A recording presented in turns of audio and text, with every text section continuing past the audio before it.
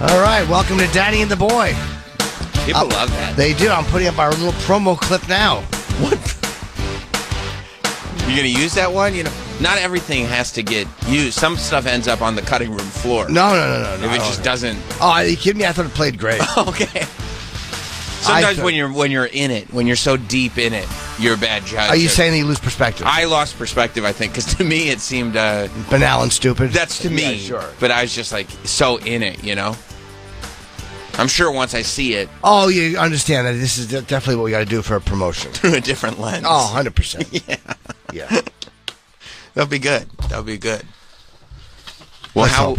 Yeah, I mean, let's hope. Maybe it'll be the thing that really launches us. I think so. I think that one singular thing is right around the corner. Yeah, and I think this could be it. People love viral videos. I know they do. And that's very sort of 2024 going into 2025, but people like them. I have another one planned I'm doing. I've shot it already. Wow. It's going up soon. How confident are you in its virality? 110%. That's awesome. 110% confident that it's going to be viral. That's great. I'm shooting for viral. You are shooting for viral. Yeah. That's good. That's usually when you get it. Absolutely, when you're looking for it. Yeah. Yep. And you do it intentionally. Chase the dragon. That's it. Yeah. That's it. And the best thing about it is if you do find success, look to do it again. Keep looking for more. Exactly. I keep doing it the same way. The exact same way. Yeah. Yeah. So I got another viral video coming out in a couple days. Oh, geez. Okay, so you're really pumping them out. Oh, yeah. That's sick, Very dude. psyched. That's sick. You're really marching into this new technological era. Well, you know, I feel that being an influencer is my thing. I've always said that. You know, I've said it like to other people. Sure. But I was kind of just waiting for you to come to that conclusion on your own. Yeah, it had to happen naturally. That's good. Yeah. That's good. I'm glad. Anyway, welcome to Daddy and the Boy. Yeah. People are very happy.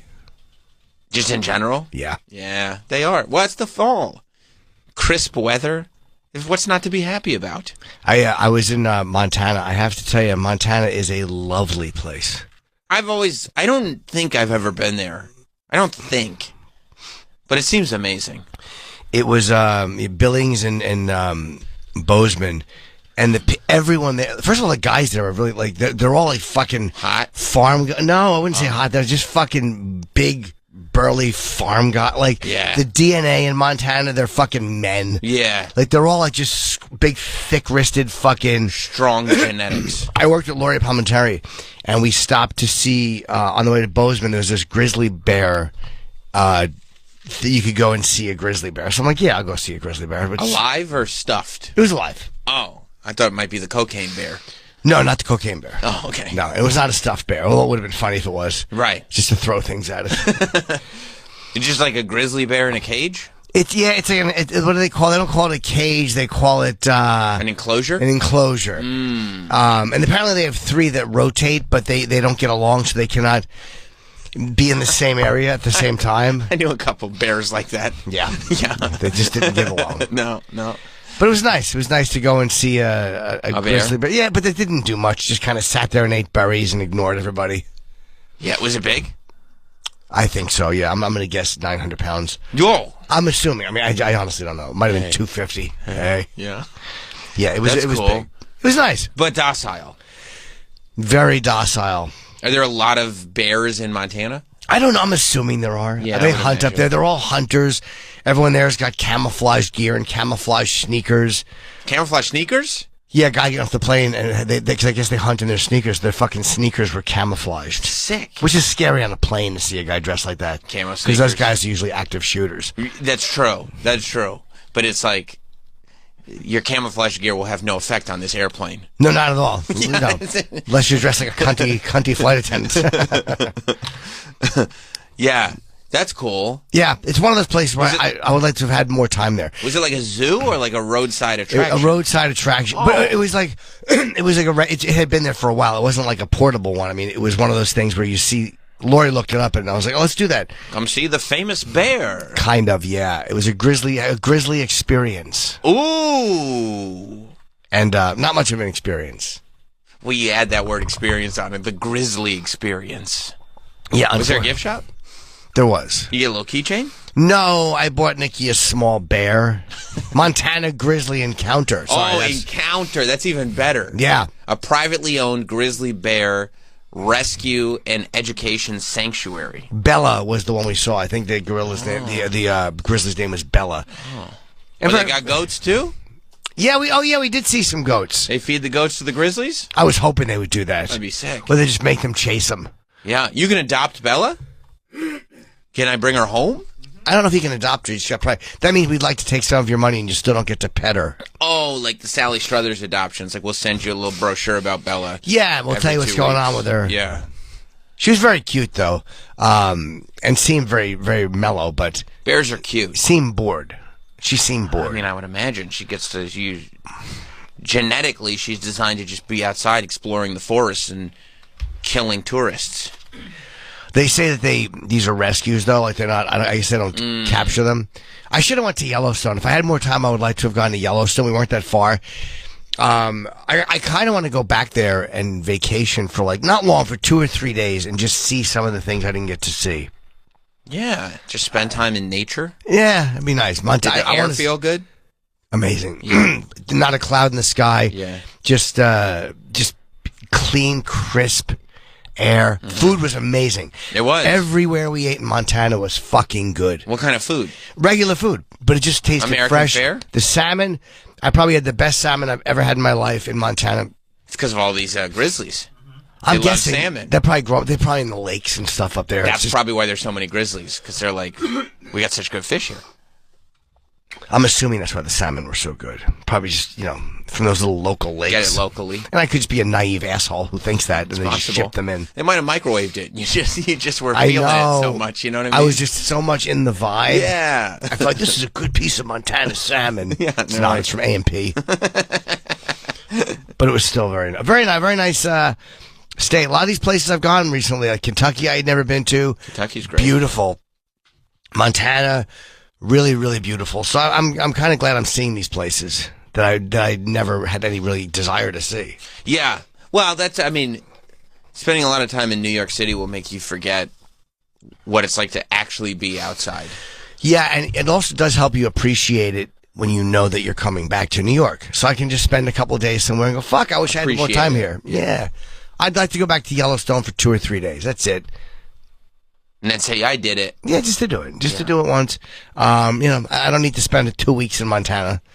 Flights were great. All 4 flights on time. I couldn't believe it. Early. All flights on time.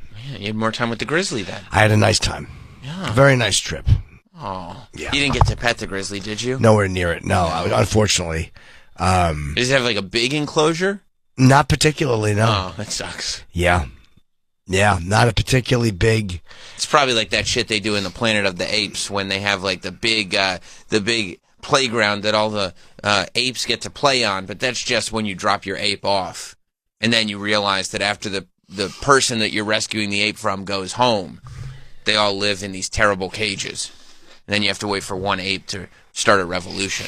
Those cages are funny, though. You ever see the way they give them a nice home when they're doing experiments on them? You like that? Oh, yeah. They love it. Yeah, they do. They're always laughing. Yeah, making all that fun noise. They love it. They're having a ball in there. Yeah, having little animal parties. Can't wait to help out with the medical stuff. They're great. Yeah, this could be really good medicine. Yeah. Who knows? We can help people. Yeah. Oh, cool. They're going to experiment with makeups on us. Yeah. Yeah. Spray hairspray at us. In the eyes? Mm-hmm. See what it does? Yeah, who knows? Yeah. There's some unnecessarily shitty animal testing. Yeah, they don't do it as much anymore, right? No, you can't. Yeah, most products will advertise not tested on animals. Unless it's medicine. Medicine, I don't mind. Because it's got to be tested on somebody? We're trying to move our species forward. Yeah, and we're the top species. You're lucky we're letting you walk around at all. That's right. If it takes a few of you have to have cancer cells shot into you. Although if we just killed off every other species, we'd be in a lot of trouble. Probably, yeah. The Earth would stop working. It might, yeah. Yeah. We couldn't kill them all off, but no, the insects are the ones we have the hard time with. I think more than anything, yeah. Right. And those small rodents. Mm-hmm. Groundhogs. You can't get all the groundhogs. They're underground. I always freak out when I see somebody like on Instagram. Those animal helping videos. They're very cute. The people who help animals, and they find some sick animal. What's the song they play for it? The Ed Sheeran song. Right. They've changed it up though. But I think a lot of these I see on Facebook are staged. Oh, no. Like, you see, like, a fucking animal in distress. Like, I saw one that was so fucking disturbing. It was like a dog in, like, tar or like, mud, and it was breathing. The stomach was like, tush, tush, tush, tush, tush. It looked like it was blinking. It was breathing in such distress. And then they rescue it and they make the video. But some of these videos you just know are staged. Oh, yeah. There's a lot of staged feel-good videos on Facebook. Really annoys you. Yeah, but when it comes like when you're taking an animal and putting it like in a distressing situation. Let's get this dog all muddy so we can make a Facebook video. Really disgusting. Yeah, it's gross. And you see some that you know are real too. Sure. People just helping, like some woman helping when they try to pull elephants out of mud pits. These stupid assholes wander into a mud pit. I've never seen that before. I also love when they have an animal that will actually go and get human help. Right. Sometimes that happens. They'll say like we followed the deer. Like a big elephant going like, can you mix this lemonade and iced tea together? Kind of, yeah.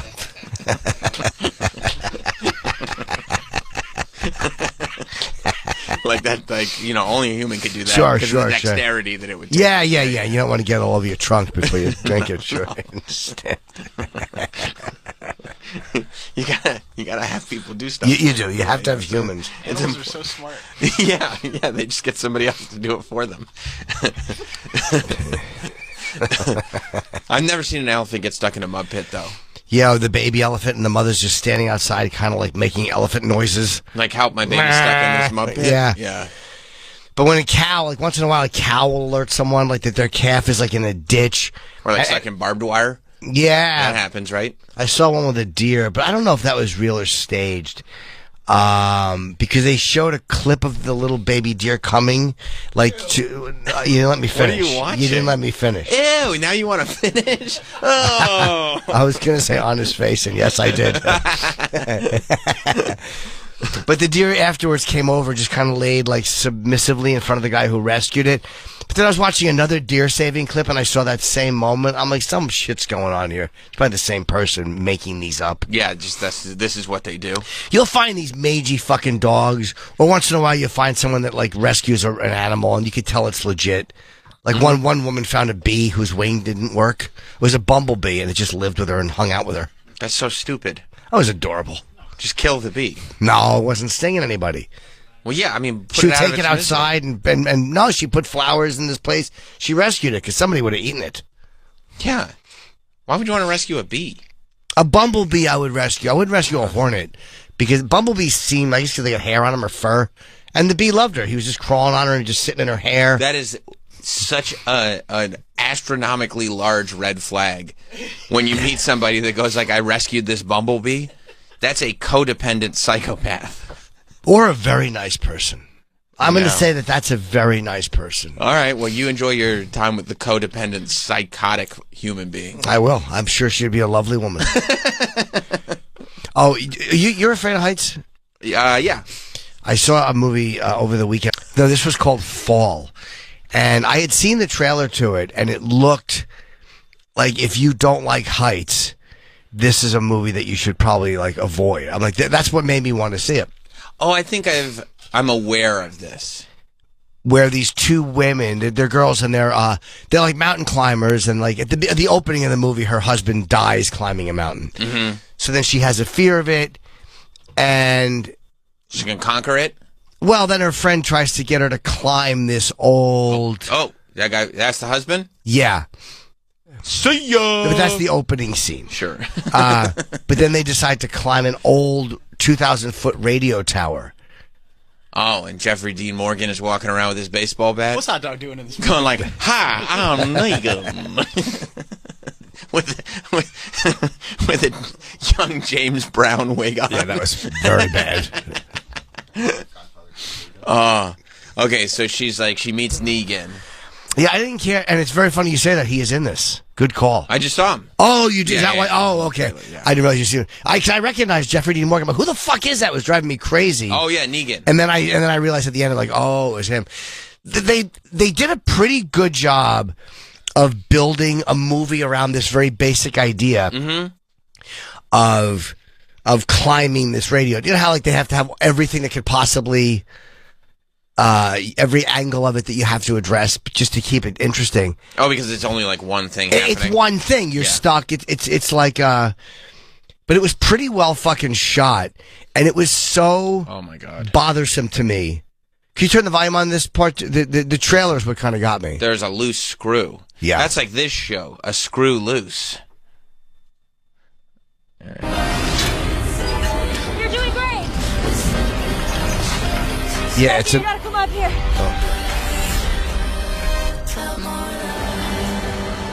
Hey, trust me. What was that? Oh, that ladder's gonna fall. See ya. Yeah, the ladder. And then she's... What a couple of idiots. Oh, no ladders. Why are they climbing this? Because they're stupid as hell. They're climbers, and this is an old abandoned radio tower.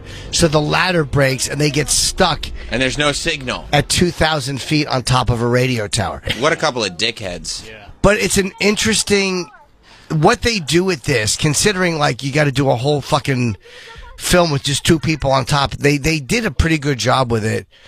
And if you're afraid of heights, this was really, really well shot. I don't mind movies like this where it's just like this one concept and this is what we're doing. Like there's yes. This is not dissimilar from when those people open water where they're just stuck in the water and it's shark infested and that's the whole movie. Or there's another movie that I can't remember the name of it, but basically it's these two people and they're on a ski gondola. Or, you know, what do they call when it goes gondola. to the mountain? Gondola. Right? They're on it, but they're like, we're closing down the resort for the winter. There's a storm, it's too much. And they're like, let's go up the hill one more time. And nobody knows they're on it. Oh, so they stop the gondola and they're going to be up there for days and days and days and days and days. Stuck in the open. And and they're up at the top of it, so they're way above the mountain. And they got to figure out how to survive with the wolves. Frozen? Frozen, that sounds right. It's very cold. So yeah, so it's similar in the sense that like the yes. whole movie is, you know, we spend about 15 minutes setting it up, and then the rest of the movie is we're stuck in a gondola. Here's this disaster. How do we get out of it? And the sign of a movie, it's not great, and they make a couple of mistakes in it that you're like, there is one thing that they do, one device they use in this movie. Is it that the guy comes up and goes, "Mommy"? No, it was nothing. That was really actorish. Okay. That was a really crazy performance. Oh, okay. It was like Heath Ledger-ish. I see. But no, there is one thing they do, which it's, I would say it's a reveal or whatever, but it was really fucking well done, and it completely caught me off guard. It was just a device they used, which I loved. They made a few mistakes, but if you like this type of movie, there was some fucking chilling shots. They did a fucking amazing job. That's what it's all about, is that like visceral. That shot, that feeling, I had to keep stopping it. I was so uncomfortable watching it. I had to VPN it to go to Netflix Canada because it's not in the U.S. So I fucking rigged the system and watched it from the Canadian Netflix. What, are you a hacker? I might be, yeah. That's cool. Yeah, as a comic, yeah. It's free on Roku? Yeah. Cool. I don't know if I have Roku. Yeah, you just download it. Oh, okay. I looked for it. It said Amazon, you could stream it or somewhere else. I was like, I'll just do this. What was I talking about? The devices they used. There's a couple of directions they went in. Like, they covered every possible angle, and there was some really... They stretched it well. Like, I was very impressed with some of the devices they used to get those shots. How long is the movie? Hour and a half, regular. Okay. Perfect. They make one critical error. I'm not going to say what it is, but... But it wouldn't have passed the studio hires Jim Norton as the singular focus group test? No, it would not have. Wow. No, it would not have. Wow. It would not have. Because they do make a mistake, which I'm not going to say what it is, but it's worth seeing if you like this type of a film of heights, because the technology is so good. The green screen that they use is so good, and they actually shot it on a tower. Although I was so nervous watching this, I kept stopping it and going and watching how they made it. In the middle of the movie? Dude, I was so fucking petrified of the heights that I kept going. There's no way they could be 2,000. I know they're 2,000 feet in the air, so how high were they? I don't know if it's fair for you to criticize a movie if you watch the featurettes in the middle of the movie. I wasn't even criticizing it. I mean, I was trying to bring myself back like they're just actors. You can get through this. It was that uncomfortable. I was very nervous watching this fucking movie. Were you by yourself watching the movie? Yeah. Well, because it would have been so annoying. Oh, of course. If anybody was with you. Yeah. No, there's a third featurette we should watch. Jim, we haven't even gotten through the second act yet. I was just watching little moments because I wound up at the end of it, watched how they did it, and it was very, very interesting and well done. And they weren't 2,000 feet in the air, but they were high up. I love that you need confirmation. This is not real life, right? This is a fake movie. Dude, it was it gave me that visceral. It was so well shot. It reminded me of one of those Instagram videos of those fucking people who actually climb things. I'm sure that's what it was based on. And it was very, very, yeah. She's supposed to be a YouTuber, you know. Yeah. And I'm sure they like mimicked shots to look like like the shots that you see watching on Instagram. Like the focus is not, let's make it look like it actually looks when you're up there. It's, let's make it look like what it looks like when you're seeing video of it, because that's what we're familiar with. Right, and the worst is when they have a helmet camera on or whatever, because you're getting a weird, you don't feel the movement, you just feel like you're on top of something looking over without being grounded. And it's that like fisheye thing. But it is still scary. Like, even looking over something in real life terrifies me, so I would see Fall and just see, I'm curious as to people like it or don't like it. I thought the trailer was just like, I thought it was a fake trailer. I didn't think it was a real movie. Why? Because I never heard of it. And I'm like, this is kind of cool.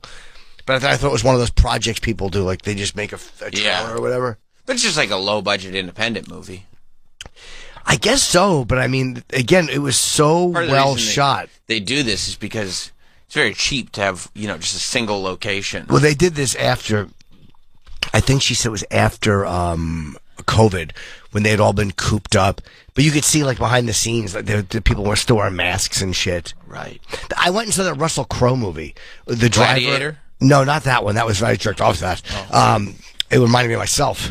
Being a brave warrior. Oh, the Gladiator. Yes. Oh, okay. The Rage movie where he was driving. Yeah. That movie stunk. It was terrible. Yeah. They had a $3 million, what had a $3 million budget? Fall. Okay, yeah. They really just needed a tower. They needed a tower, and then they had to build another location. But they did a good job with it. And there's probably like one guy who made a far greater salary than he should have. Like they could have done it for $1.8 million. Yeah, but some guy was pocketing funds. Jeffrey Dean Morgan probably made it. Oh, he probably did okay. But what was I just talking about? I'm losing my mind. I haven't slept. The movie with glad that fucking Russell Crowe, that driving movie sucked. But that reminded me of a movie that they shot because it was COVID and they needed single locations, or they were all in their cars. Like there was only a few people in that movie. That was a pile of shit. It was a bad movie. We went and saw that in a movie, a drive-in in Toronto. Yeah, I mean it's a fun bad movie, but it's bad. It's bad. I think one of the better examples of that is there's a movie called Host that's a horror movie, but it like came out at the height of the pandemic, and it's all on Zoom. Like it's about yes. It's about a spirit haunting a Zoom room, but you see it through the Zoom. It's just it's a great concept for what was available at the time. And that's a timely thing. It's great. It was good? It's got 99% on Rotten Tomatoes. I loved it. Probably because back then everybody was so happy they were doing something creative with this whole mess. Yeah, it's aged well, though. I mean, people like it. I like it. I liked it when it came out. I still like it today. David in Ohio has a question, and I'll be happy to tell you how they did it. What's up, David? Hey, Dave. Welcome to Daddy and the Boy. Hello, Daddy. Boy. What's up? Had a quick question for Jim. I saw a clip, I think it was from this movie. In this movie, was there a scene where the girl climbs like to the top of the tower and like takes out a light bulb and then puts a phone charger in it to charge her phone? Not her phone, but yeah. Spoiler.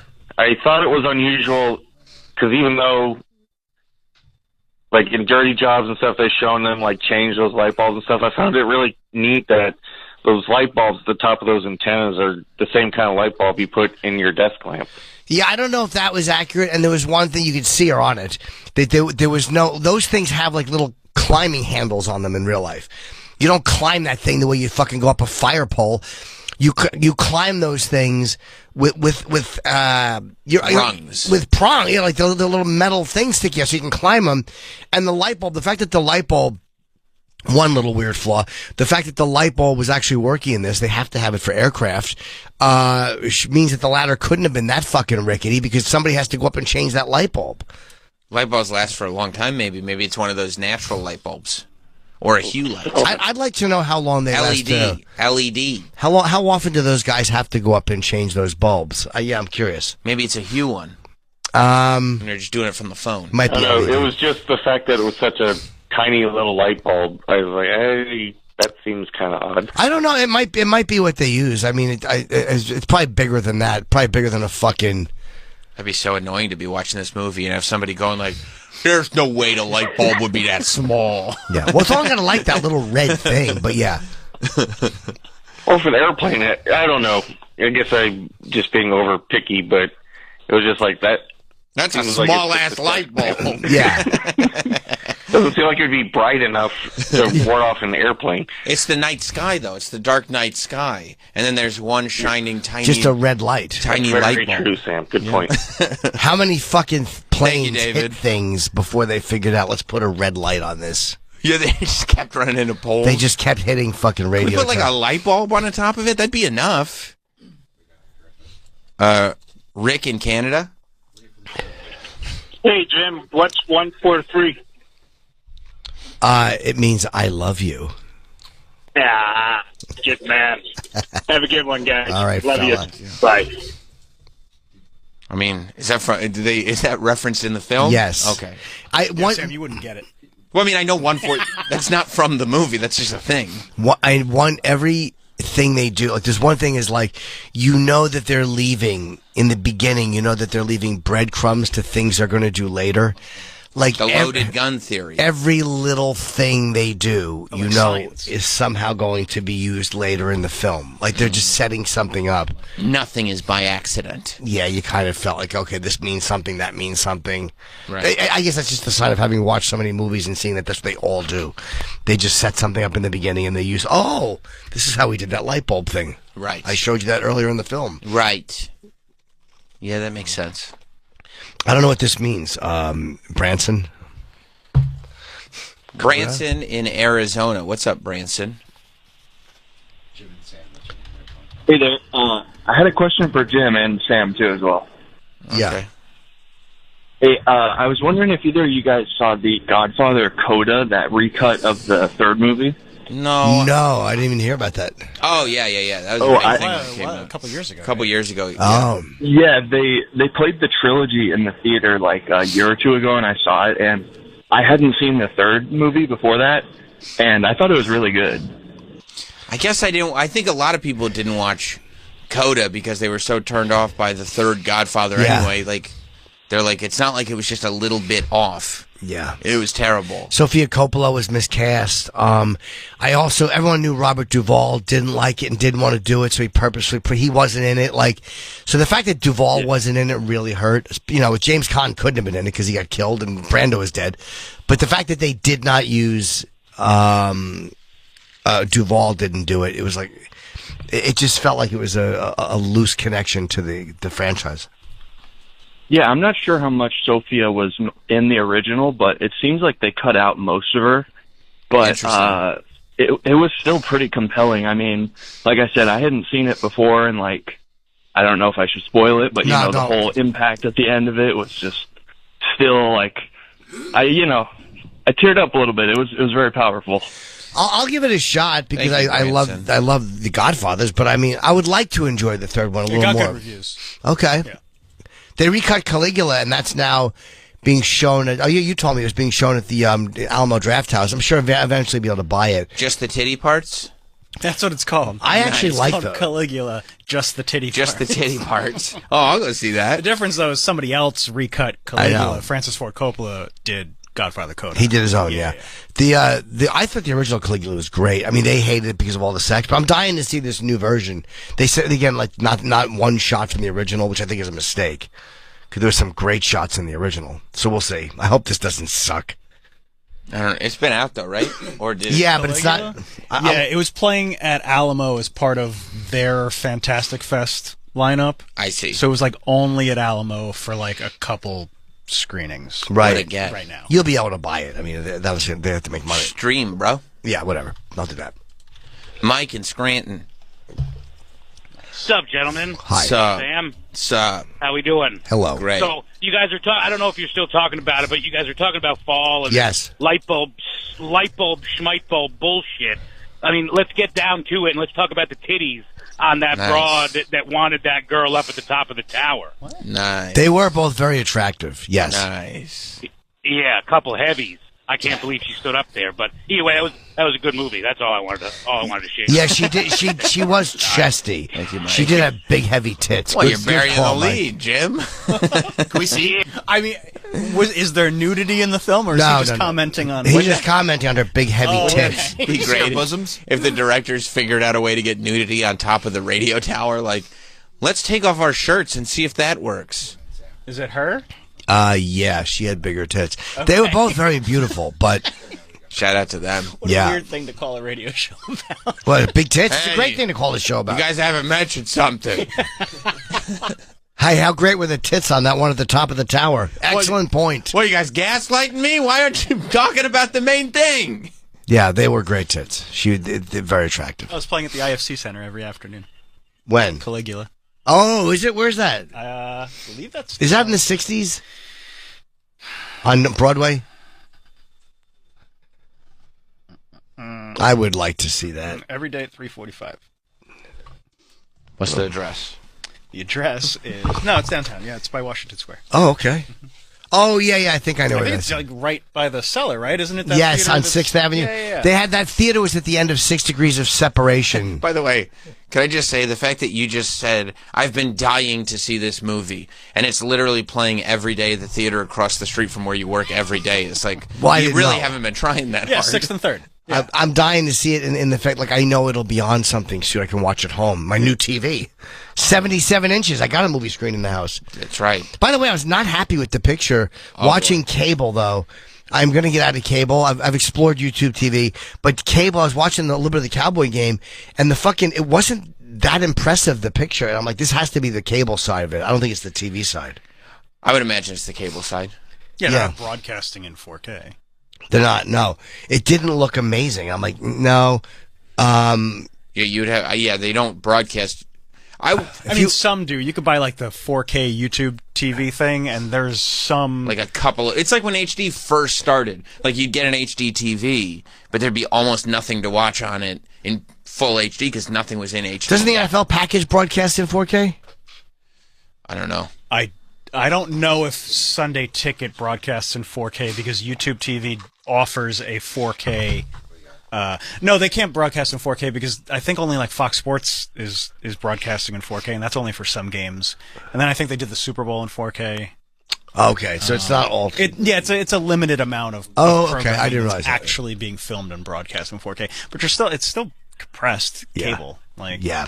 Yeah, Okay. it's never going to be true 4K. Right. No, it just, I was surprised. It didn't look as good as I thought it should look at all. And I was like, this is blurry. Like, it was actually like pixelated. I'm like, Really? yeah, it looked really bad. I'm like, there's either a setting on the TV is wrong that we need to fix, or it's there was something with FiOS. I don't know. Yeah, But it looked worse than my old TV. I'm like, this TV is that's odd. Yeah, it shouldn't. Yeah, it definitely shouldn't. It could be a setting on the television, too, where they have to come in and do something. And that's the other thing about streaming too, is that like sometimes something streaming in 4K and it's going to look great and everything, but if your internet is not, if there's something wonky with the internet, all of a sudden it doesn't really matter. It doesn't look as good, no. Yeah. But I was very fucking annoyed. So you got your 77-inch TV? Yes. Oh. I got the soundbar you suggested. Oh, nice. The Sonos one? Yeah, I'm going to keep the old Sonos and use it, like, I'll put it behind a sofa and just use it as another music source. Oh, I thought you were going to use it as a seat. No. Long ways. No, because it would probably get stuck halfway in my asshole. I mean, I'm not queer. No, you're right. But it still sounds fucking great, so I'm going to use that as a... It's like music, for music and stuff. I'm getting rid of it. But this new one is kind of cool. It's like rounded. It looks like a giant baguette. Right. It's more like a pill. But it's scary when you hang something like that off of fucking... These are paper-thin fucking televisions now. Oh, yeah. And you turn it, and the fucking thing wobbles, like the soundbar wobbles, because it's attached to the back of the TV sturdy, Okay. but it's not like you're nailing a picture to the wall. It's No. like free hanging. And so you turn the TV, and the fucking thing is wobbling. I'm like, this is going to collapse, but it doesn't. No, yeah, it doesn't. When I took my new TV out of the box, I was terrified at how thin it was because I was sure I was going to break it. And just pushing it in and out of because we turn it a lot. She likes to, for Her Majesty likes to take a bath and watch her fucking horrendous Norwegian YouTube. On the she can't just watch it on her phone. No, she watches it on the television. You can just say, I'm a dude. I'm in the next room. It's blathering through the fucking house. why does the Norwegian YouTube have to be on the television? Because she wants to watch it when she takes a bubble bath. She could see it. You can bring your phone in the bubble bath. But she takes the bath in the guest bathroom, and we turn the TV. Oh, that's so annoying. Yes, it is. While eating ice cream with a candle lit, it makes me furious. She's an empress. Yeah, it really it's absolutely exactly. You can't just No, put an iPad in the bathroom? no, it's got to be a giant. No, that's what the iPad's for. Yeah, I know. That's a great point. Because that also means that Get a little stand. Yeah. Her pageantry now doesn't just take up the bathroom. It takes up that whole section. The entire half of the house. Yeah. Although that is a good idea, the iPad. I actually didn't even think of the iPad. Of course, especially since it's just Norwegian YouTube. Like, yeah, do the iPad. We're always turning that TV, but I mean, pushing it back in is scary because I'm like, where do I touch it? You have to be able to touch the TV to push it back in. They're meant to be pushed back It in. has to be like the ledges. Yeah. But you can't. I can't reach the ledges. Oh, right. And there's nothing to grab onto. They're so thin. It's literally. And it's so wide. Dude, they're what, like a quarter of an inch thin? Yeah, and the screen goes to the very end, so you have to kind of push against the screen itself, which I don't want to do. I would never. You just leave it where it's at? Oh, yeah. It's our TV's just standing. Oh, you don't have. We have a wall mount, but it's light. But there's got to be a better way to maneuver it. Like I know that it won't. If you just like kind of firmly hold one edge of it, it won't move that way. No, what happens is it's so long. You have to reach behind it and under it and pull it out somehow. Oh, because to get it to turn to the left, it needs a lot of room to clear. It's the pushing back in that is scary. Yeah, because you can't get it from the back then. Yeah, I actually got those things I use for all my pictures. Those little black. You put them on the back of a picture this way that your wall doesn't get damaged when the frame hits the thing. Yeah. So I put those on the back too, just so when I turn, I'm not fucking denting up the wall. You should get white linen gloves, and every time that you want to turn the TV, put on your white linen gloves and move the TV. You know, it's not a bad idea. As much as it's intended to be a terrible idea, it's actually not a bad idea. It's not a bad idea, and it would look funny. It would look hilarious, and I would look like a butler in my own house. That's right, especially because you'd be moving the TV so the lady can have it pointed at her while she's in a bubble bath so eating ice cream. YouTube. Yeah, yeah. Yeah, just buy an iPad. Problem solved. But I wonder if they have anything that. I guess they don't. There's nothing that makes that process easier. But as TVs get thinner and thinner, and the arm is still pretty heavy in the back, there has to be some way to maneuver this TV where you're not just fucking shoving the screen. I don't know if it exists yet, but I'm sure if it does, it probably does exist. Something you can put on it, or like a remote control one where it's got an electric arm on it. You know what I mean? That seems like trouble waiting. That's trouble brewing. Why? I don't know. It's gonna go the wrong way. Something's gonna happen. Well, it's not moving at 10 miles an hour. It's moving it moves slowly. Well, still. Dan in Iowa City has a great point. What's up, Dan? What's up, Dan? Hey, I heard we were talking about tits in movies earlier, and I just want to say Bryce Dallas Howard has a pretty big set of tits. Hey. What did you see her in? She was in Black Mirror, and she was in one of those Jurassic Park movies, but they're big hangers. Oh, I thought you meant something recent. Yeah, she's very hot in I think he just was thinking Black about Mirror. it. Yeah, that's great. I don't mind. And I get that. That doesn't bother me. I get that. Nice heavy set of tits in the movie. Awesome. I'm loving the tit talk, boys. Thanks. Okay, Thank you. We were not doing it. Yeah, a little tit talk is fine. Nothing wrong with this. No. I mean, no. I like a big juicy pair of tits if I see them in a film. You do? Sure. So is your wife, obviously. Yes, she certainly does.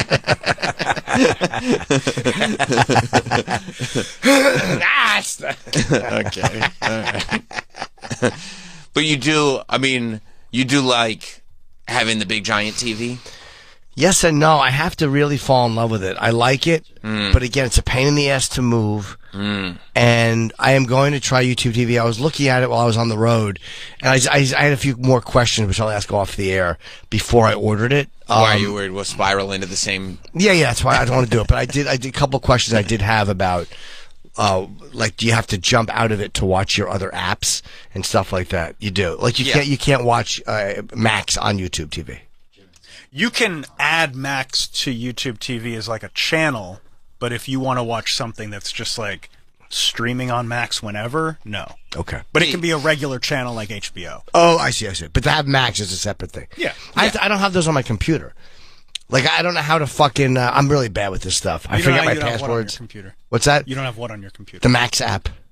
On your computer? I don't know if there is a Max app for the computer. Oh, you could just go to it. Yeah, you just go to the website. Okay, I think. cool. All right. Yeah. This is what I was talking about. What's up, John on Long Island? Hello, Daddy and boy. Oh. You need a motorized TV mount. That's what I said. Yeah. Do they exist? I guess they do. Boom. I'd never heard of that. There it is. Whoomp, there it is. Thank you very much. Yeah. All right, bye, guys. See you later. My, That's a different show. it's a defunct show, unfortunately. Yeah, that's true. My arm still works. They didn't replace the arm. Like, it still is good, I guess. They said that those are pretty much the same as they were 6-7 years ago. Well, yeah, because there were 77-inch TVs before. Yeah. Yeah. And they also can't make them too light because you want them ripping out of the fucking wall. We don't want a light arm. No, Yeah. That's what I'm saying. What do the motorized ones look like? Are they... I kind of like the idea of that. Yeah, that's the way to do it. If you're moving the TV that much. Yeah. Eric in Wyoming. Eric! Good morning, gentlemen. Hi, Eric. Good morning, Eric. So, Jim, have you considered installing another TV in the bathroom for Her Majesty? No, there's no room for it. That would make life A small one. No room. Yeah, That's just a guest small bathroom. one. There's no room. Why don't you get one of those mirrors with the TV in it, like in hotels? I There like you those, go. actually. I think this one only goes up and down. Oh, this one just goes up and down. Yeah. Thank you, buddy. I would say though, if they've got the technology for it to go up and down, I'll bet they make ones that go side to side as well. Or like, you can turn it left a little bit. Yeah, maybe. Directional? You come out and then go left. Maybe. Yeah, I would imagine that they're available. That's a pretty good idea. Maybe we'll do that because this way you're not fucking with the TV. Yeah. Yep, that's the way to do it. Solve the problem. Yeah. We always have it on an angle. How come? Just because of where we sit and watch TV. Oh, yeah. And you're fidgeting with it? A little bit here and there, but I'm going to tell her that we can't keep moving the TV because we're going to fuck it up. Just get an iPad. Yeah, that's a good idea. I had not even thought of that. Yeah. I never used my iPad. I never loved iPads. Like, they annoy me. You're annoyed by iPads annoy me, yeah.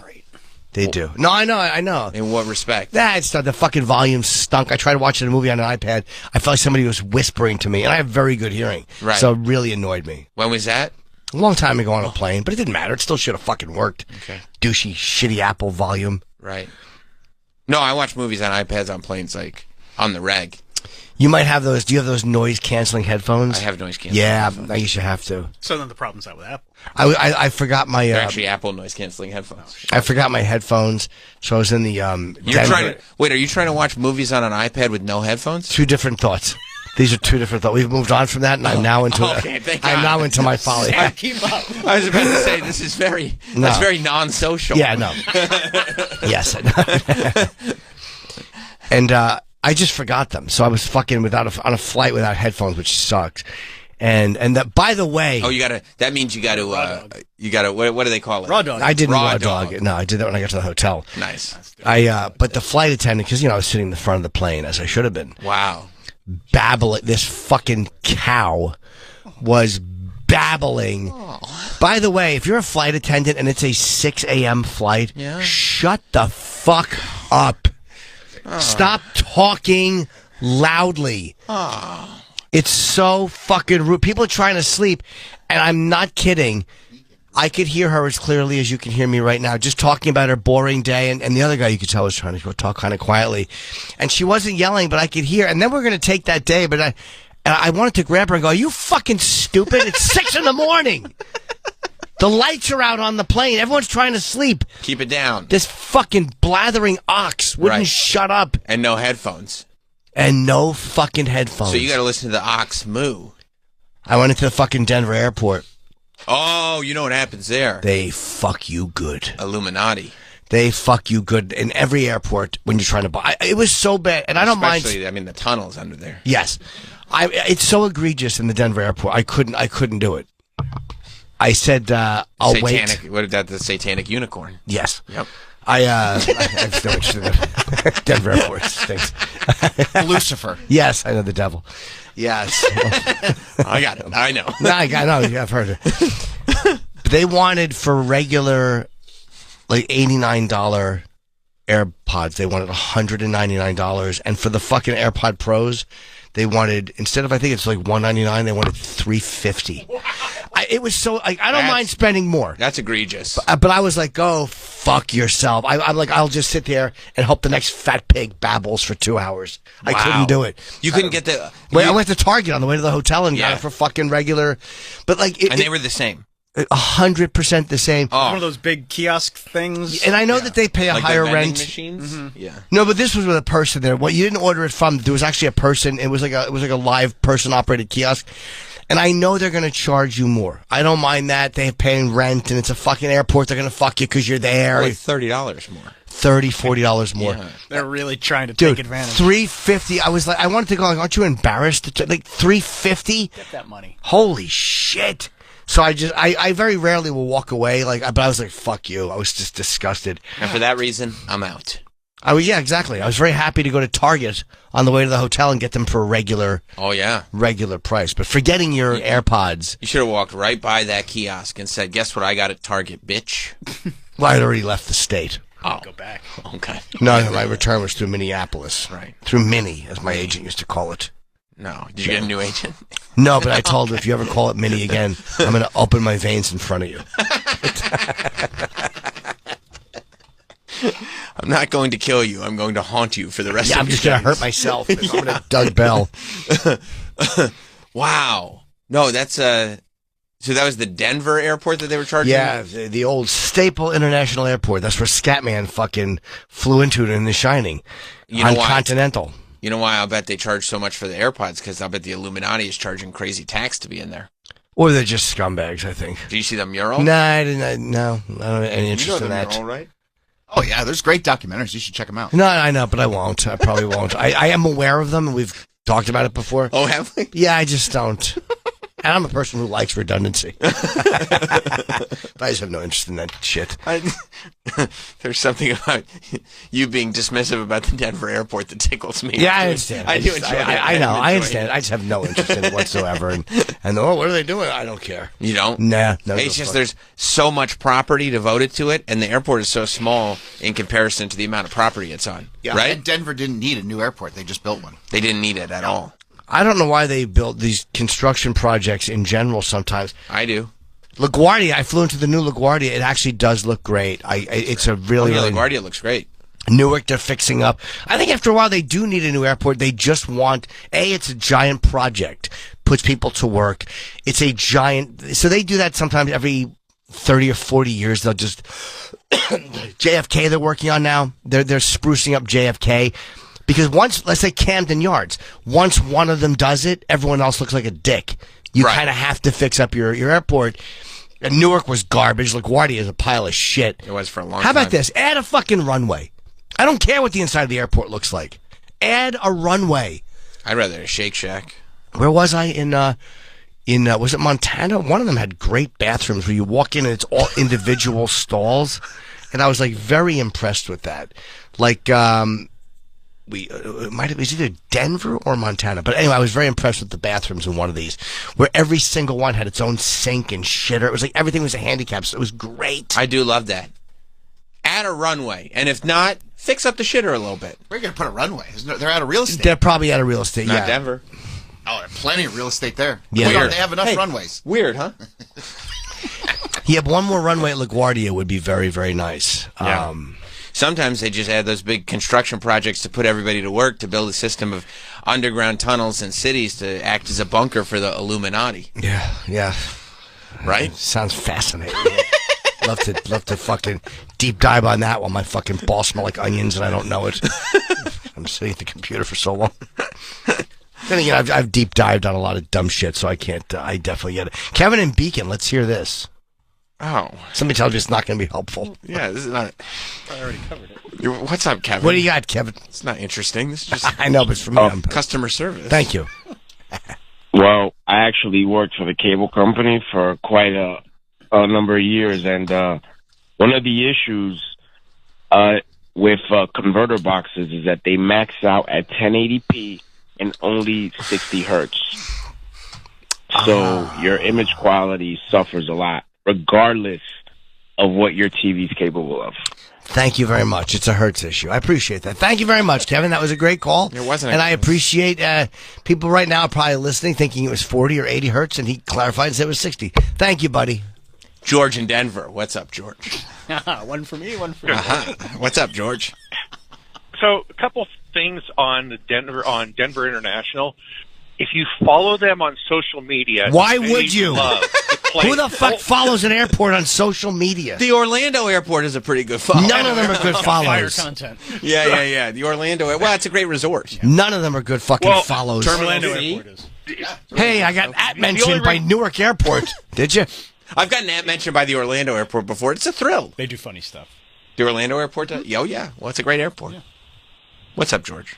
Well, the only reason I follow them is because I fly in and out twice a week for problems. Yeah.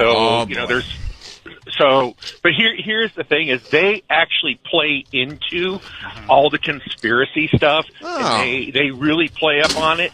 And you ask Jim, why did they build this new airport? Because the city and county of Denver were being sued by the people who lived around the old airport because of airplane noise. Oh. Now, the funny thing is, we built this new airport, and guess what? There's tens of thousands of new houses being built around the airport, and people are complaining about aircraft noise. What's up with that satanic unicorn?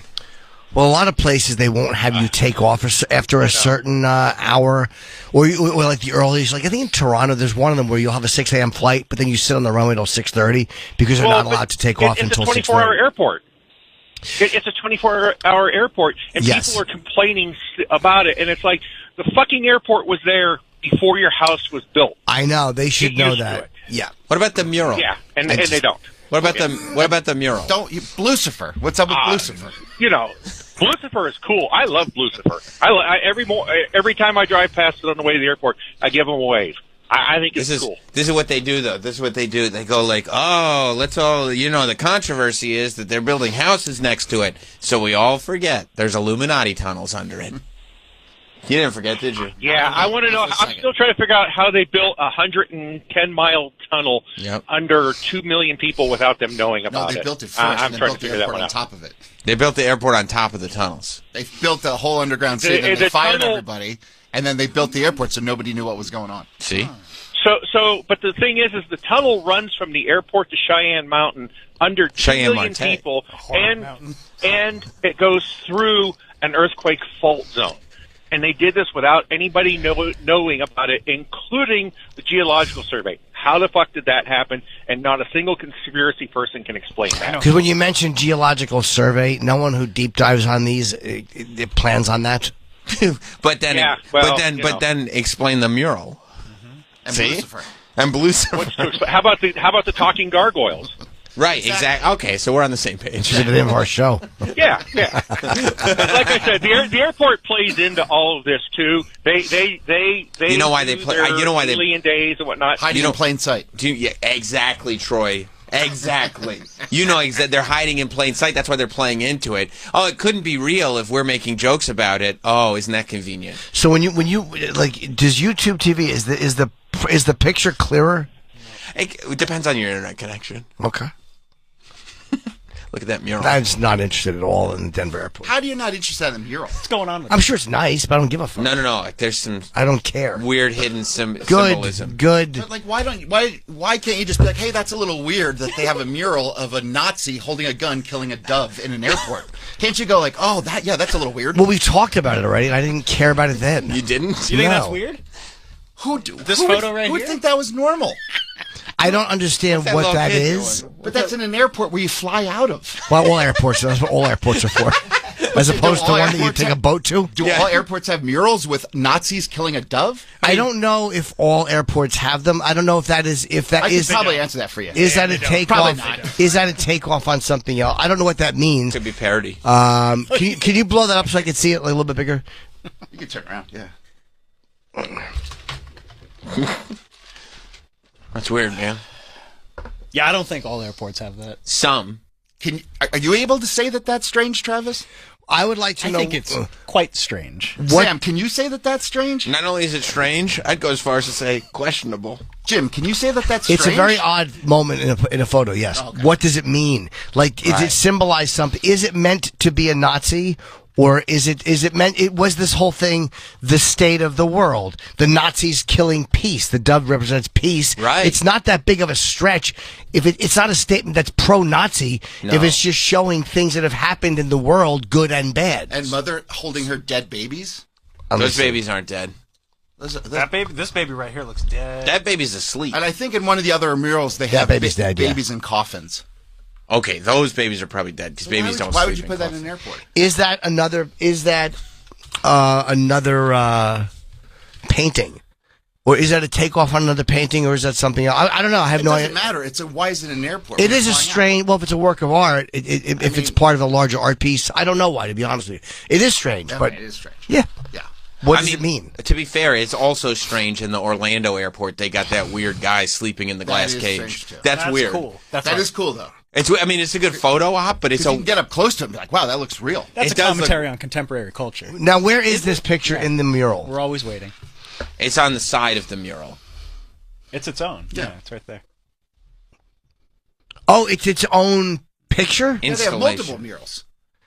Look, I think, there's one in the... Oh, it's its own mural. It's like a haunted, it's a small world. Oh, it's a painting.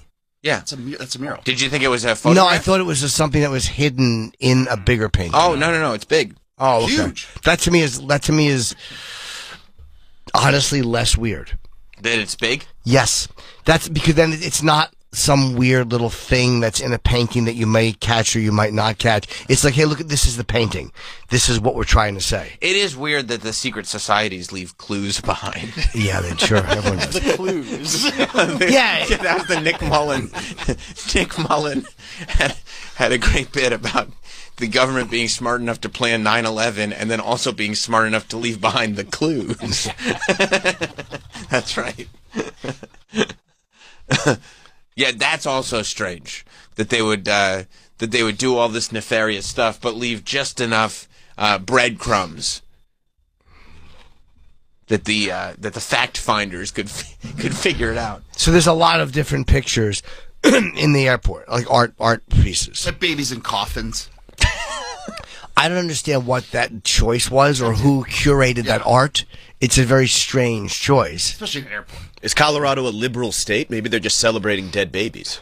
That's very possible. That's a or Venezuelan gangs are taking over their Aurora, yeah. That's a great theory. Add that to the mural. Yeah. Are you saying these are abortions after birth? Maybe. Late term. Yeah, that woman, that baby is dead too. She's crying. The baby's head is back. It's clearly a dead baby. I don't know what it means. And you want to know how much? It could mean the Illuminati lives below the airport. Or did they allow? Did they give these the rights to like put the art in there to somebody and give the artist carte blanche? And somebody's just not paying attention, or like? Well, they know. I mean, now they know. Sure, yeah. I don't understand it either. That would be an interesting explanation. Just the person who either curated that art or who's in charge of that to go, well, no, this is what that painting means. Well, of course, you can look it up, and the guy has a meaning, and of course it doesn't mean... Yeah, it's all by the same guy. Yeah, it's all by the same guy. And it depicts war and pollution of the world. It's like, okay. You don't believe him? It's just a strange thing to have in a I think in an airport, it's really strange. It's uncomfortable. When you walk by it, it's uncomfortable. You're like, why is that there? Yeah. Airport should be a happy place. Exactly. Oh yeah, I was just with thinking like $20 sandwiches. Everybody in the airport. $350 Airbuds. Yeah. Cocksuckers. Delicious Shake Shack. I love when the airport has a Shake Shack. Oh yeah. I love Airbud. The movie? That's just a good movie. Yeah. So yeah, anyway, It's a little weird to have in an airport. It's an odd choice, but I don't think it means anything. Along with Lucifer, along with the gargoyle and the Well, suitcase. Lucifer is the fucking Broncos. Well, also the guy that was made quick. the head fell on the guy that created it and he died. That's a terrible thing. Do you think that the happened. Illuminati did that? Well, it's just another strange part of the whole situation. I think the Illuminati did it. You think it was? Well, where do the Broncos play? Hang on, I'll tell you. Denver. Oh shit. Where's the airport again? Would be in that same city. Oh, And does the Denver Broncos? that's very reasonable. Do their eyes are they red for the Denver Broncos? Denver. I don't know, to be honest with you. Probably not. I don't know. You mean the players? No. The logo that's sick. the Denver Broncos. No, but it's are the not. eyes lit up red? I don't believe so. Well, logos don't light up. Well, I'm sure you could put red paint inside of a logo. No, I guess it's orange, but that's because. Oh, yeah, it is orange. It actually is kind of. Yeah, because their colors are orange. Yeah. So it is orange. And blue. Yeah, Orange and so you blue can are their see the colors. eye. I tell you what, Troy did not see this one coming. Orange and blue are the Broncos. Well, orange and blue are You their guys, colors. you guys cracked the code. Yeah, they use the Broncos colors. You guys are so smart. Yeah. Oh yeah, Troy's right. He died at the age of 65 in his studio in New Mexico when a large section of his 32-foot high work blue Mustang, it should say Blucifer, intended for Denver International Airport, came loose from a hoist and severed an artery in his leg. And that's how he died. It wasn't even like He bled to death? It wasn't even like it just. Oh, good! It just fell on my leg, so I just have a broken leg. No, you'll bleed out. And they also probably made up that the head fell off and killed him. It could have been something else that just swung. Yeah. And hit his an artery. That sucks to bleed out from your leg. But they still put up the statue, huh? Well, yeah. I mean, you have to honor the art. People died in the Hoover Dam. You think that fell into the concrete? What are they not going to put or take the bridges Well, that's down? for safety. Plus, I think the Blue Horsey is not nearly as important as the Hoover Dam. Hoover Dam's important. Well, Yeah, the Hoover Dam, like the Blue Horsey, you could figure out a new statue real quick. Why should you? Fuck him. He would want his, that. What greater tribute than to have him the blue horsey there? That's a good point. No. Yeah, I guess it is blue, huh? Mm-hmm. Well, he made the horse blue because he had never seen a blue horse before. That's fantastic. What a blue ox. Babe? Mm-hmm. Paul Bunyan. There's a statue in Billings of like a Paul Bunyan character holding a tire outside of a tire store. It's just bizarre. Did it look like the one in Fargo? I don't remember what that one looked like. Oh, that I see that one. Yeah, no, I don't know if this was Paul Bunyan or just a big guy holding a tire. But I Right. thought of Paul Bunyan. Sure. I don't know how everybody knows Paul Bunyan. Well, it's a fable. Yeah. I don't know why everybody cares about him. You don't think it's important? Stupid. Yeah, see, there he is. Yeah. That just looks cold. Oh, freezing. What a great opening. Yeah, a great movie. I haven't seen it in years. It's a great so movie. good. So good. And who would have thought Oliver Platt would find Steve Buscemi's money? And then go on to Started better things. Yeah. That was a great little tie-in. That was the perfect tie-in. Because, to the series. I mean, there really is no other tie-in. And there should, yeah, it was. And there like- shouldn't be. No, but just the fact that it tied, and then when you go through the Fargo series, season by season. Fuck, Billy Bob Thornton. Remember when the cop got too scared of him? Ugh. Season's great. Yeah, it's It's one of the best good, but it's like, It rules. I enjoyed it, but And why do you- I hate a character like that who walks through just being scary, when in reality somebody would go, "What are you doing?" It's just not like he could have been a horrifying monster and still been somewhat of a real person. You and I are going to do this. Any other cop would have been like, "Get out of the car, jerk off." Yeah, it annoyed me because it makes it like not. I can't enjoy him if it just seems like a comic book character. AJ in Austin. Hello, AJ. Hello, gentlemen. How are you this morning? Good. I find it strange that you've mentioned all these weird things about the airport, and I'm not a big conspiracy theorist at all, but the weirdest thing in that airport, and I've traveled there numerous times, is that there's a plaque that's dedicated to the New World Airport Commission, which doesn't actually exist. New World Airport Commission. Yes, look it up. There's a plaque to it, and it has it, and no one can explain why, and it just sits in the corner of the airport. For life. So you found that interesting. I'll be honest, this is where we part company. The New World Airport Commission was a temporary Thank you, AJ. organization created to plan the opening festivities for Denver International Airport. So basically it means nothing. So it does exist. But they didn't have a committee to plan the opening of the airport because the airport hadn't existed. Yeah, then they got I one. call it the New World Airport Commission. I guess for the clues. Yeah.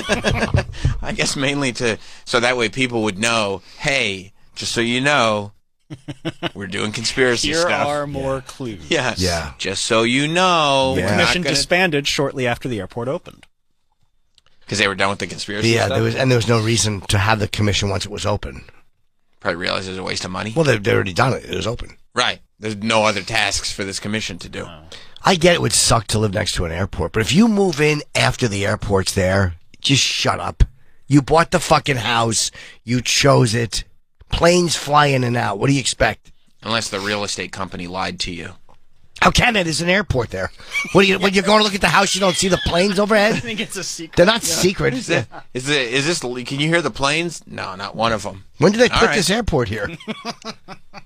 Doesn't matter. You can't hear anything coming from there. Would you like to buy the house? Well, yeah, sure. Yeah, Toronto, I think, is the one I was in, or it might have been, I was West Coast, maybe, but you can't, you just sit on the runway, so they can say there's a 6 a.m. flight, and you just sit there. We're technically not allowed to take off till 6:30, and then they have to take off pretty straight up. Might have been Seattle, I don't remember. So why do they say there's a 6 a.m. flight? Exactly. Well, they back out, the flight time is technically when you back out of the gate. Like when the door closes is the flight time. But that's so annoying. Why would they? Why? Because they want to just be able to say, I guess. But yeah, technically you're on time. If the plane door closes at 6, even if you sit there for 40 minutes, then you're just taxiing. So like if when an airport is like going through their departures or whatever, if you sit on the runway for 3 hours, on time departure, but you're delayed. Late arrival. Yeah. That's so stupid. It's so fucking annoying. Yeah. It's so fucking annoying. That's dumb. But that's what it is. So they build in all that airport time to your ticket. They're supposed to, at least. Like if you're like, it's gonna take. Like Newark always longer flight times because Newark always has fucking airport delays. So like if you just leave on time, that's why you land early. Yes, of course. You've left. That's just the regular amount of time it takes. That's pretty much the amount of time it takes. And then we're gonna get you. I think they also like to get you in early sometimes too. I think that they like saying that. This way, like, we got in early. Like, I think they enjoy that. Yeah, sure. We got in 20 minutes early yesterday, or 25 minutes early. There's literally nothing better than that. Nothing. Having your ass eaten. Aside from that. That's the top 2. Having your ass eaten and then arriving early. And usually one leads to the other. Sure, you have 20 more minutes. Yeah, that's a great. It's the worst when you land early and the gate's not ready, and you have to waste all of your early time sitting on the plane. And you've lost it all. Yeah, that makes you murderous. Yeah, because you've just gained. Yeah, you gained time. The most precious commodity we have, time. When the piece of shit fucking ground crew isn't where they're supposed to be, it's like, how did this plane sneak up on the ground crew? You get your goddamn. How did no one radio this in that we're coming? Get those reflective vests over here now. Fucking. Yeah, like you knew the plane was coming, motherfuckers. What did you? It's not a surprise. They have a schedule. Yeah, exactly. There's people waiting for this plane. Holy shit! And the ground crew wasn't informed. 20 minutes wasted. It didn't happen yesterday, but it happened recently. And you could. It didn't happen, but you could imagine. Is it ever a case of like just not having enough ground crew? Maybe, and it depends. Because Newark is again a notorious pile of shit airport. I think the employees are terrible. As a city. But as an airport, it's also very bad. Dave in Louisiana, or LA, I can't tell where you are. Who knows? It's Troy on the phone. Yeah, LA. LA is Los Angeles. Oh, he's Minneapolis. Stupid. Could be Louisiana. Hey. I would write out Louisiana. And Dave from Los Angeles. Okay. Yes, sir. This guy, huh? Yeah, Jimmy, the airport you're talking about is John Wayne Airport in Orange County. That's the one that has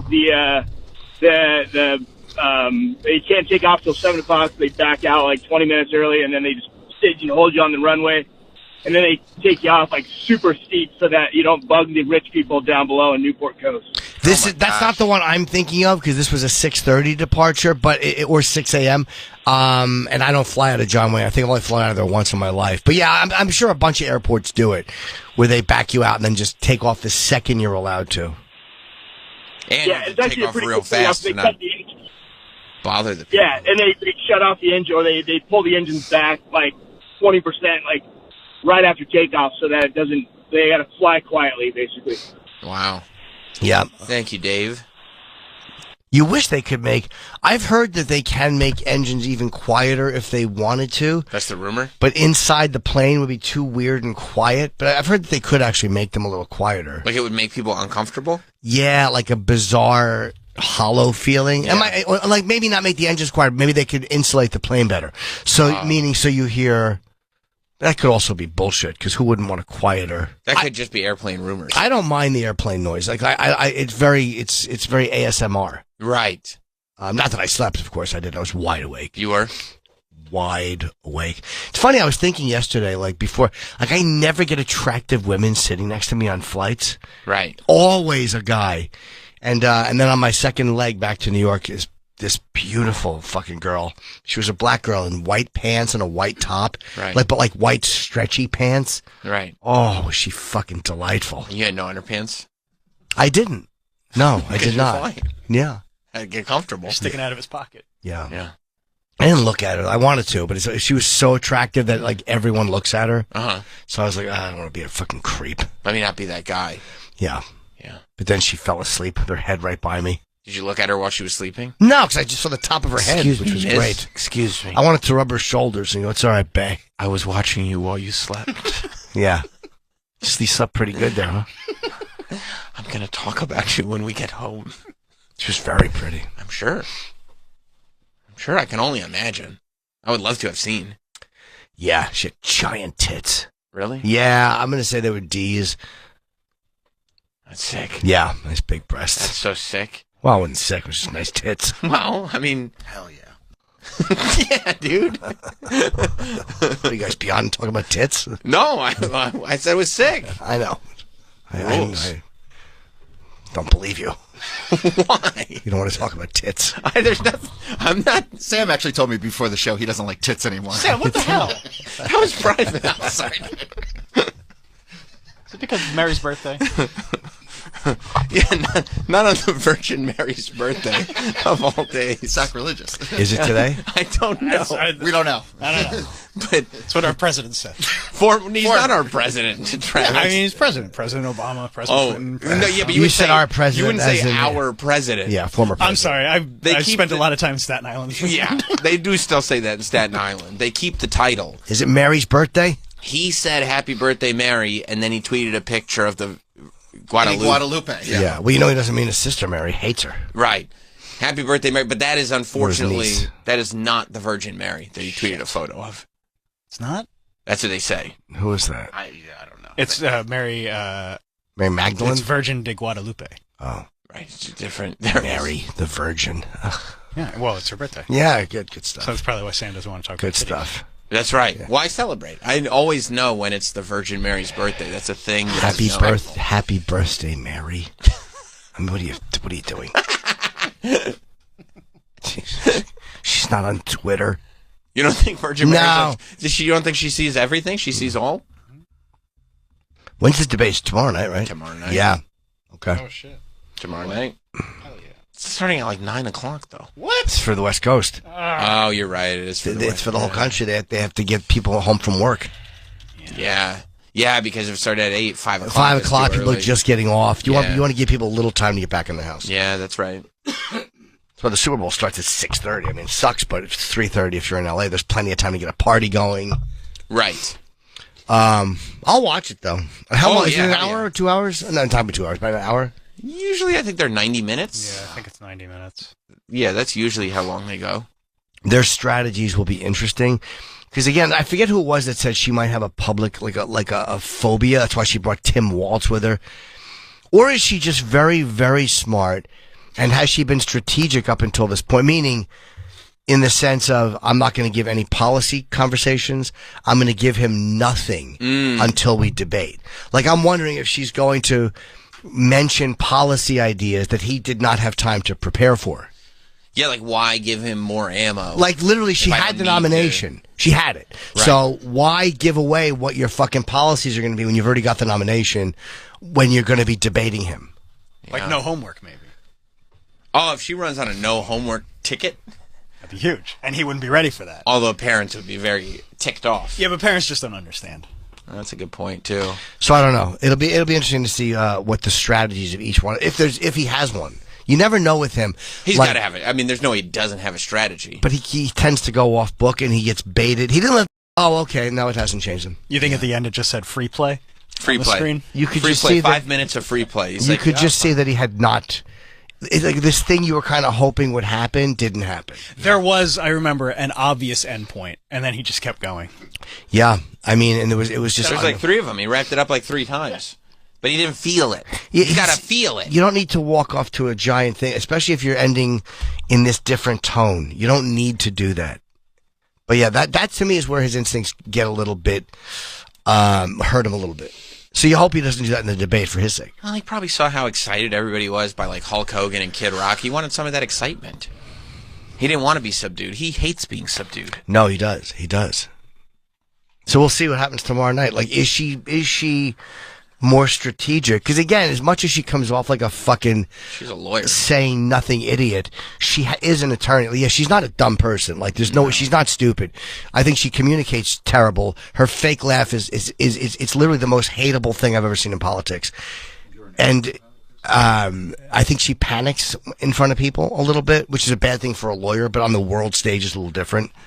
Yeah, than in a court. And there's one, you can't be full lawyer when you're running for office. Right. There are things that a lawyer can get away with because they have one specific job that comes across as maybe it's unlikable, maybe it's whatever that personality thing is, that if you're too lawyery, you'll lose people. Yeah, and when you're a lawyer, those little douchey things like the fucking not being unburdened, but you can get away with that in court because the other attorney's not going to make fun of you. Right. But in public, you're like, hey, she did it again. Especially when it's Trump. Her instincts about like public, how to be in public, suck. He's going to make a comment about her accents. He probably would. He probably should too. But again, he'll be so dumb with it and juvenile. Which accent did you pick tonight? Yeah, who are you? Instead of pointing out what that really is, which is you have no sense of who you are publicly. Like, you want to run the free world, but you don't know who you are. Like, it's embarrassing for the fucking Putin doesn't do that. No world leader changes their fucking accent to appease the audience they're in front of. Like, he should really nail her accurately on that. It's contagious. It's not. No. It's not contagious. I'm around black people. I don't talk any differently than I talk now. No. Y'all know that. No, nor should you. No. Yeah. Yeah, I'm interested to see. Of course. And it's the only debate. They're not doing 3. I thought they were doing 3. I think it's the only one. I thought It's the only one on the books. Because this is the one that he and Biden had agreed to. How the fuck do they not do 3 debates? I think he's saying the first one still counts. Oh, I see. Right, He did do one. Biden, Yeah, he Trump did one early. That's right. He did do one early. And they've only agreed to this one. Here's so what far. it is. And, I mean, and they might do another one, but realistically, there's, 2 months before Do you want to the know election? why they're doing this? Why? Because they're both hoping for a knockout punch, and they're both afraid of a knockout punch. Meaning, Trump had a disastrous one years ago against Biden, which really cost him the re-election. The His first one, he right? was terrible. And in this one, he was amazing in this first one, and now he has to do it again. Yeah. Now he has to fucking do it again, so why would he commit to a third one? If he knocks her out... He actually wanted 2 more. Quit while you're ahead. Biden wanted 2 more? Trump has proposed 2 other debates in September, in addition to this one. Harris's campaign said she would agree to 1 more meeting sometime in October. The 2 have not yet settled on a potential date. Okay, so we'll probably get at least 1 more. Yeah. But she also does not want to debate. I think because she knows, again, she just meanders and says so many extra fucking nonsense words. She probably wants to see if she can figure how it feels. because he is intimidating. Like, because again, he'll do things that you're not like. He'll ridicule you. I don't care who you are. You're afraid of ridicule, and he'll ridicule her if she makes a mistake. He'll ridicule those things that people don't usually ridicule in politics. Your fake accents, your fucking all that shit that no one talks about. Yeah, he'll pull the curtain back. Yeah, exactly, and that's embarrassing. Larry in Fort Lauderdale? Hi, Larry. Why'd you hang up, Larry? He was saying my commentary on politics is hilarious. But I wouldn't say I'm saying anything particularly controversial. Yeah, I didn't. I was curious as to Yeah. Call back, Larry. Yeah, I don't know. I haven't said who's going to win. I'm not attacking their policies. I'm just kind of talking about them as people. Yeah, just making commentary on what the debate might be like. Yeah, call back, Larry. You hung up before we got to you. Yeah. Yeah, so we'll see what happens. I did see that, I don't know, man. I was impressed by RFK when he was catching rattlers in his driveway, but did you see his social media over the weekend? I did not know. Did you see it? You still on board? You saw RFK? It? Yeah. I like RFK. Did you see it? Yeah, of course I saw it. What'd you think? Just dumb. It's really stupid. I like him because of what it represents, which is not one of them. Well, he's but one of them now. Now he is. But you know what I'm saying? Like, that to me is what he represented, was that he was at least a third. He did a video with Amber Rose. You gotta look past that, dude. The Why? Amber Rose, is she the rap? She spoke at the Republican convention? Yeah. Yeah. All right. Did she do porn? I think she's done some. I don't think she's done full porn. Was she on OnlyFans? Maybe. And then she did something. And then she left OnlyFans, or she might think of a different girl. She used to be with Wiz Khalifa and then dated Kanye, and yeah, she's very sexy. She is. Yeah. Yes. I don't mind someone like this though. Like, why not go for an audience that she appeals to? I don't mean this video. I mean in general. A lot of people criticize, why would they let her speak? Why not? Like, you should have a broad range of people you appeal to. Who cares if this is what... Why shouldn't she have something to say? This video might have sucked. I'll watch it now. Remember the Harlem Shake trend? No, what is that? That's like 10 years It's ago. really a long time I ago. don't remember what it was. I'll amend my statement. I don't remember it, and I hate it. Yeah. Yeah, it was like they play this song, the Harlem Shake, where it's like you start just regular, and then when it kicks in, crazy stuff happens. Right? So they're doing... I hate it. Right. I fucking hate it. Give us a little juice on that audio so we can hear the song. This is it. Right? Right. And then they all just act wacky. So, like, everybody's being regular except for, like, one guy. And then when it kicks in, everybody's being so crazy. It feels like something Hot Dog would have loved. Hot Dog would have loved this. You're the Harlem Shake, yeah.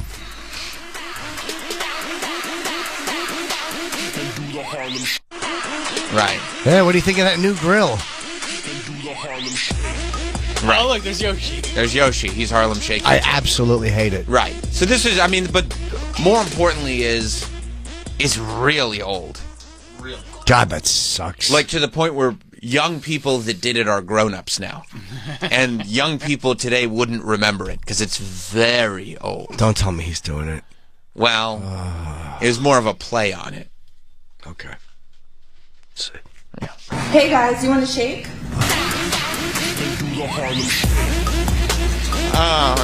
Why?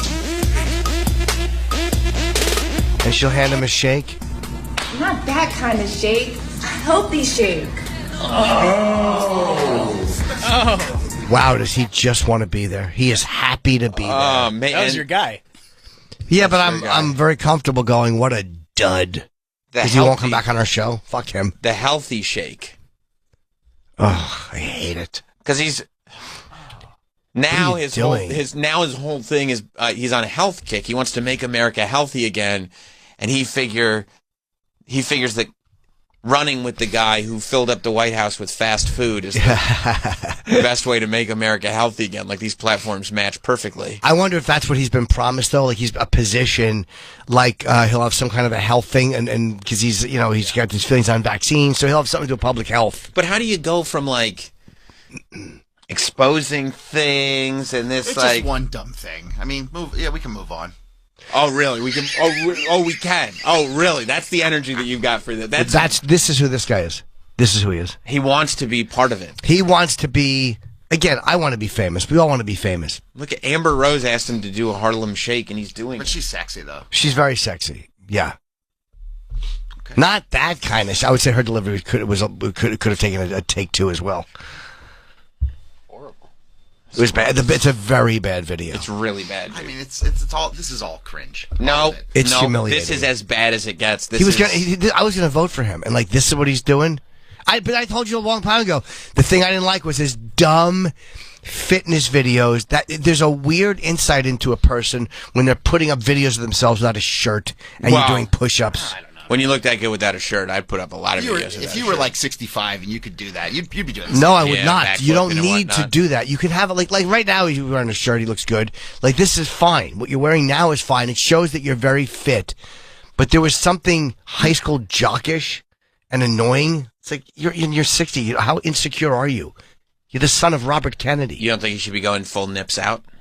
It didn't do it. I would just maybe hate his guts sometimes. What are you doing? I mean, this is worse. This is as bad as it gets. This is as bad as it gets. I haven't seen any political video worse than this. Yeah, this is It's hard bad. to argue that. Biden emptying his diaper wouldn't be as harmful as this was. This is worse. This is worse. Yeah. I mean, he started doing the shake. Now he just wants to be in with Hollywood people and be famous. Again, that's all fine. Nobody's even doing this anymore. Like, people don't even know what that song is. Who's she with? Who's the guy he's with? I don't know. Probably some fitness guy. I knew that was God, I hated this video. Not I that wish it kind was of John shit. Based. That was Fitness I Made Simple. hated this. I mean, what does the caption say? Could you go up a little bit?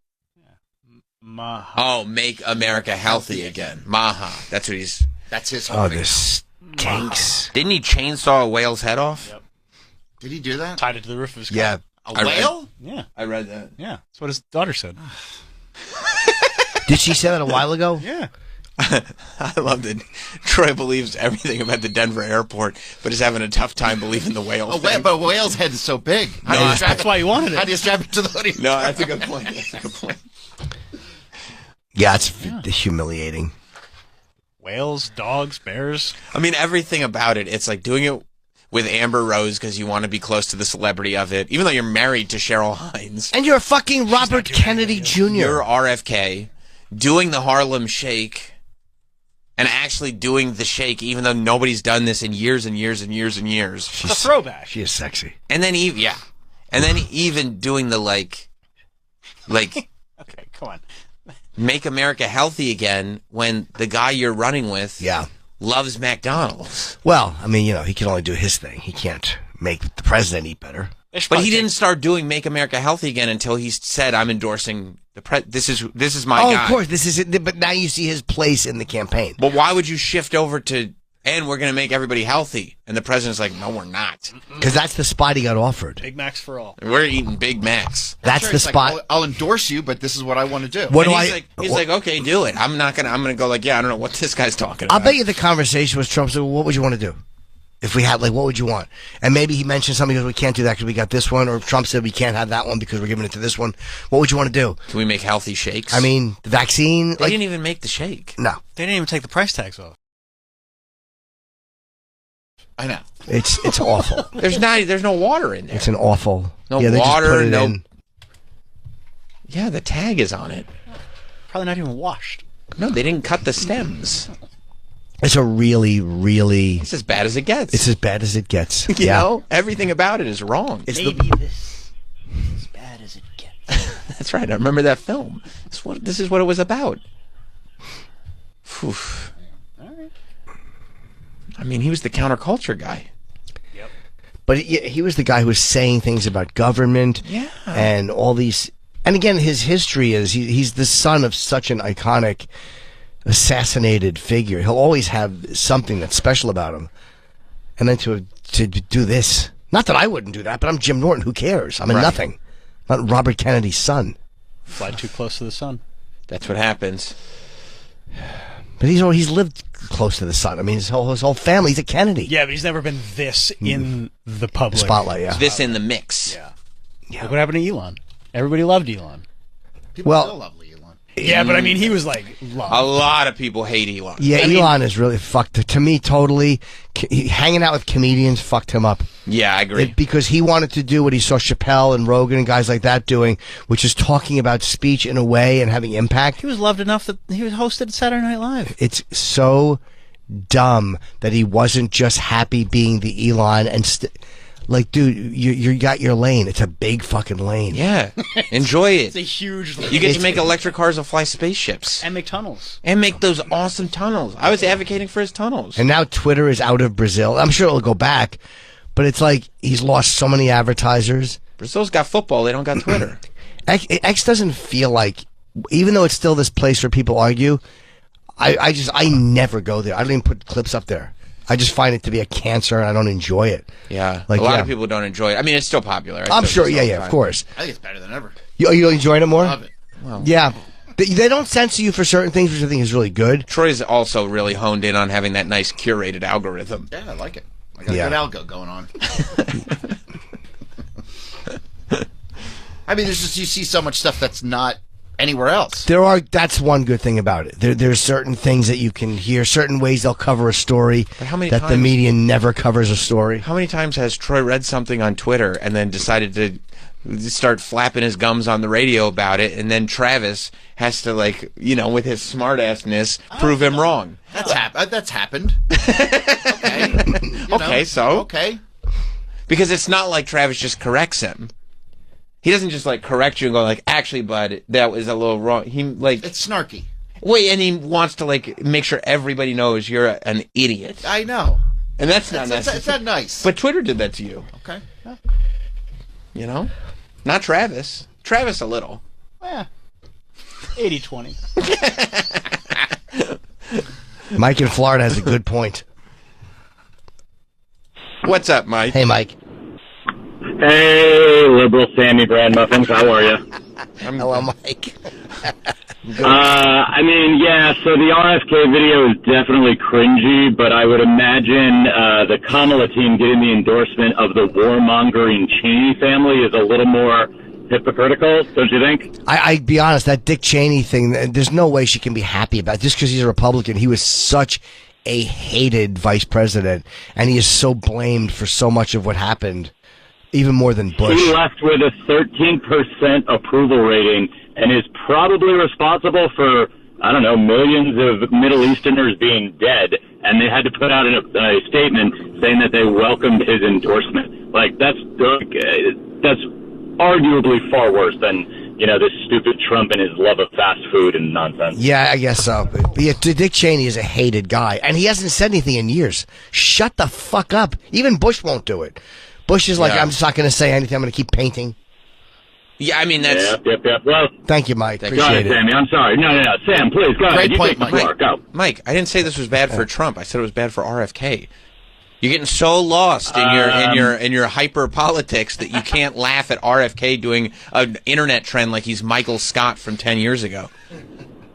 Well, I mean, I thought it was kind of funny, and I thought it was poignant and relevant, and I laughed. I got a good chuckle out of it.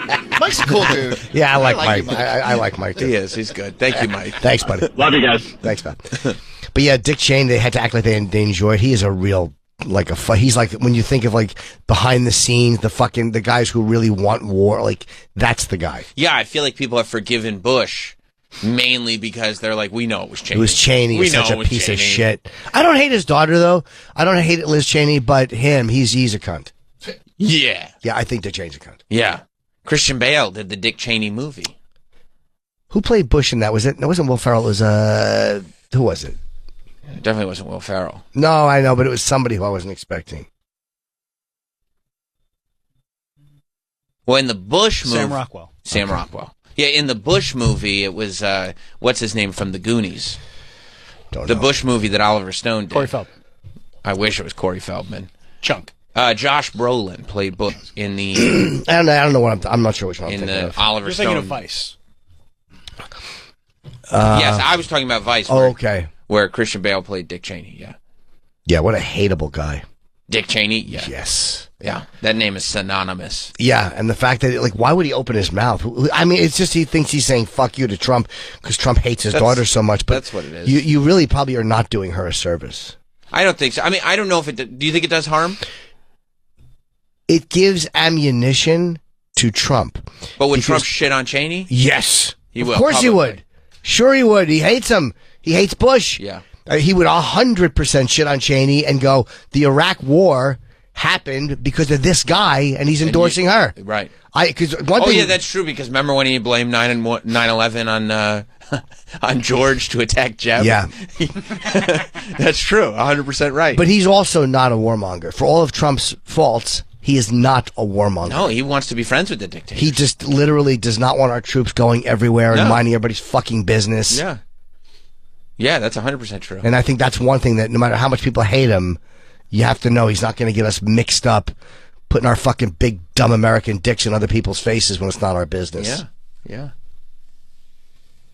For sure. So, yeah, I think he'll use this. Of course, that warmonger likes her. Yeah, the Iraq War. Uh-huh. I could see it coming up. Oh, 100%, yeah. 100%. Like, if that's the endorsement she's getting. Yeah. And then she'll bring up, what about that stupid Harlem Shake video you had RFK do? I told him not to, but he would respond to that. It was stupid. It was dumb. Yeah, because nobody... The last thing we want to see is a Kennedy doing videos in a kitchen. And nobody would believe that Trump put up RFK to doing that video because Trump is not... Trump doesn't want vegetables. No. He wants nothing to do with this nonsense that RFK is doing. No, he'll let RFK do it and go, all right, make the country healthy, but I'm eating what I eat. Yeah, do whatever you want to do. I don't care. Yeah. All right, let's take a break. All right, it's been enough time. Yes. Welcome back. Good song. Oh, yeah. Just, continuing our celebration of large breasts. Yeah, great one. Jim Norton and Sam Roberts. I like when Mike has to explain the context of his own rejoiners. I didn't understand that he was doing that. It was no, giant I don't think tits. anybody did. Who's coming up next? Meatloaf? Yeah. Good old Dolly. Well, Jim, your boy Dak, staying with the Cowboys. Yeah, no, it's $250 million. Hey, look, I'm happy if Dallas wants to get... If they want to be 11-5, 10-6, and get to a first-round playoff spot for the next 4 years, they got their guy. There it is. Jim, I think we have to explain to you how the quarterback market works. How would that work? They're going to keep... So the next guy who gets is going to get like 300 or something. Oh, I understand. Yeah, they just keep adding to it. Yeah, no, that was not lost on me. If you go through like the list of the top 10 highest paid quarterbacks in the league, the playoff record after like Mahomes and like the top two is abysmal. Sure. Well, then my point was valid. Yeah, I mean, it's just the way they pay quarterbacks. Yeah, well, good. Dak Prescott is still the highest paid player in NFL history. Yeah. And, Mike, you do have a history of being a Dak Prescott apologist. Stan, yeah. Yeah, I mean, Jim, you're not alone in your objecting to the idea of Dak Prescott. I don't even object to him. I just know what he is. And I know he's a very talented, physically capable quarterback who's great in the regular season and collapses under pressure. Drip Bayless is not happy. I mean, I don't pay attention to sports talk, guys. I don't care what Bill Belichick had kinder words for Dak Prescott than Skip Drip Bayless.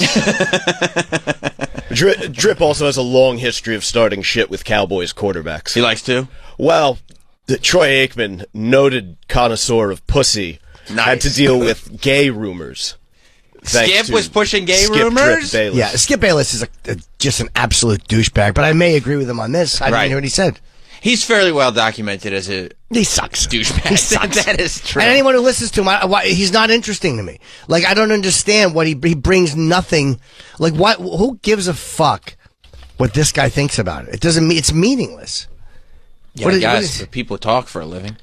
I'm not saying that. I'm saying that people that get so wrapped up in this guy, who cares? Like, he's just some dummy.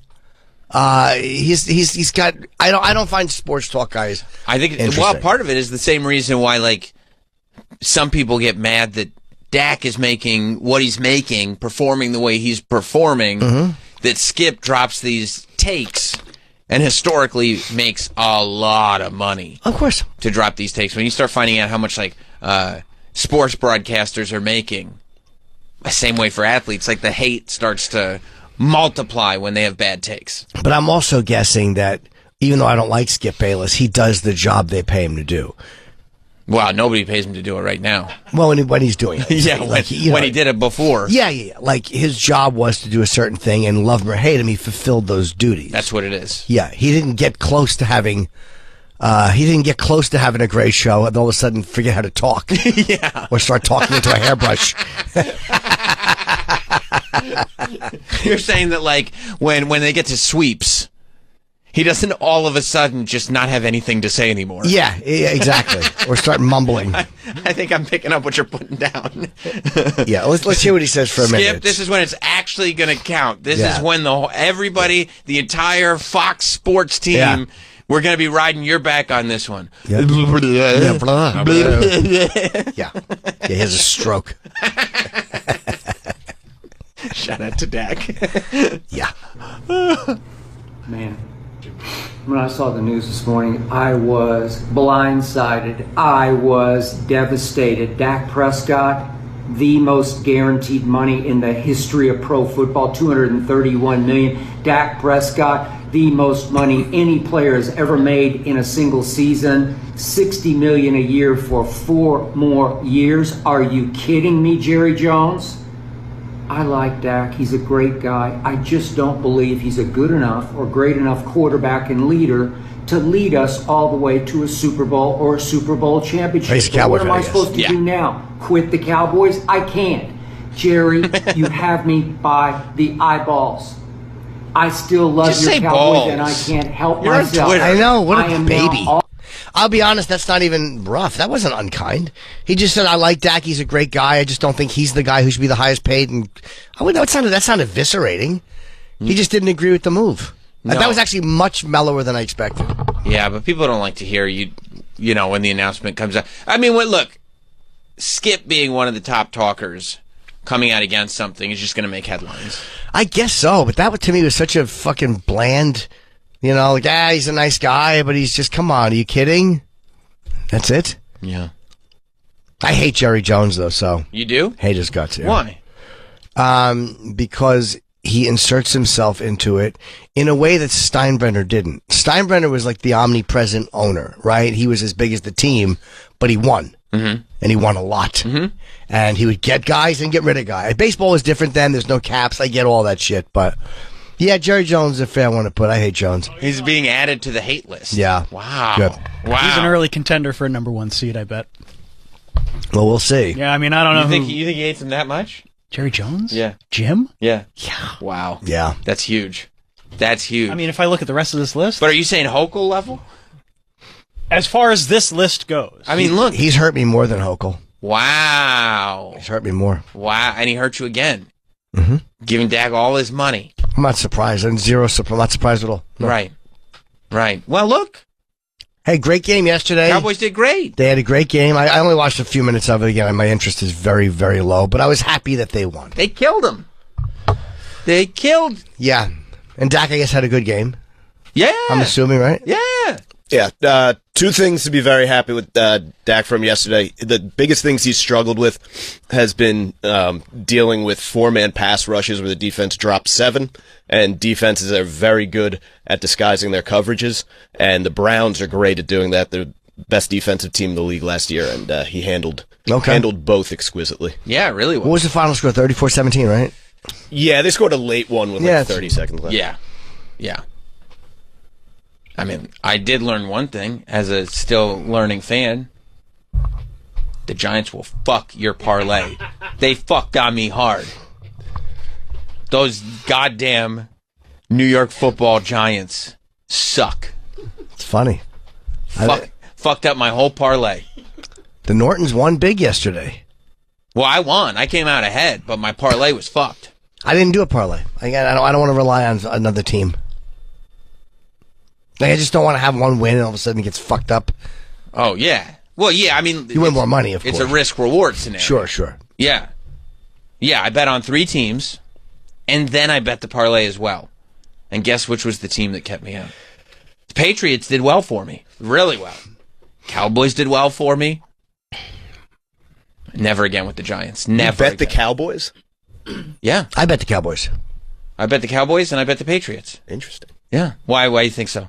That 3-point spread on the road at Cleveland with their defense and offensive line made up of 2 rookies, including a center and a left tackle, seemed very risky. But. Yeah. I bet Dallas. Mike, you also bet the Patriots.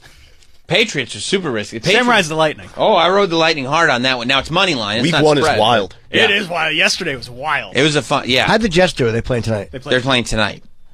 Yeah. Sam, we all got to learn once. And never again. I won't make the same mistake twice. They're bums, the Giants. And I was happy too. And I don't know if you've experienced this before. I'm experiencing it for the first time. That's why I'm expressing my feelings. Go ahead. But I was happy that the Lions won last night, not because I bet on the game, but because if I was going to bet on the game, I would have bet L.A. That's a stupid bet. But right. But even though I didn't bet, I knew if they had won, I'd go, I should have bet on. I love being right about things I didn't bet on. Yes. I have a whole list. Yes. So, you have a list? Well, why? You should rather be wrong about it. This way you didn't, potentially not make the money. Because my gut was right. There were 4 bets yesterday. Yeah. And I was like, you know what? I'm not super confident in it. Let me not bet this. So let me not bet it, but let me write them down just so I can check later. Right. All of them 0 for 4. Right. And that's won money. Mm-hmm. That in my mind. That's won money. That's money 100%. I go play with tonight. Wait, you would have lost all 4. Yeah. So my instinct was right. Right. Yeah. Right. I said, let me get out. The fact that I get out while the going's good. Right. I got my Chiefs won on Thursday. What a great game. And then, the Giants fucked me, as they fuck people all the time, I guess, these Giants. Never again. Never again. Terrible football team. These guys stink at this game. Do you have this? Did you burn your package? Daniel Jones jersey? Yeah, it's burned. It's burned to the ground. I took a bulldozer over it, like I was Tipper Gore. Do you have the package? Yeah, he does. I have no. I just have it. No. So I didn't have the I didn't have the Patriots game to watch, but I was keeping up with the score while the shit Giants were playing. Yeah. And what was the final score of that game? 28-6. Yeah. Is the quarterback the same kid they were using? Was it Jones, right? Who's the one that had that Daniel big Jones. resurgence? That big. Daniel Jones is the worst. Are you talking about Tommy Cutlets? That's what I mean. What did he do? Nothing yet. Is he the third guy? I don't even know. Yeah, let me see. Daniel Jones stinks. I think his parents were in the parking lot serving chicken cutlets. Were they really joking? No, actually, yeah. They came and set up a tailgate stand. Tommy Cutlets. Yeah, he's on the Giants. Yeah. Sorry, Tommy. Oh, Mike's right. They were serving up some cutlets yesterday. That's great. Hey, remember me? Right. Tommy still lives in our house. We do his laundry. We made some cutlets for everybody. Do you think he's introduced to people as Tommy Cutlets? Mm-hmm. Yeah, of course. He's Tommy Cutlets. Love him. His agent made that NFL sizzle reel thing that everybody was upset about Taylor Swift being in 5 times. Uh-huh. There was a shot of Tommy's agent. Of course, he was wearing his costume. Did he have his little Italian costume? Yeah, he got his it was costume just on. Clips from last season. Oh. Yeah, no, these. So that was tough. That was especially because the Giants started 3-0 with a field goal. So I said, okay. The game looked good for them to start for the first 10 minutes. For the first 10, I was like, we're good to go.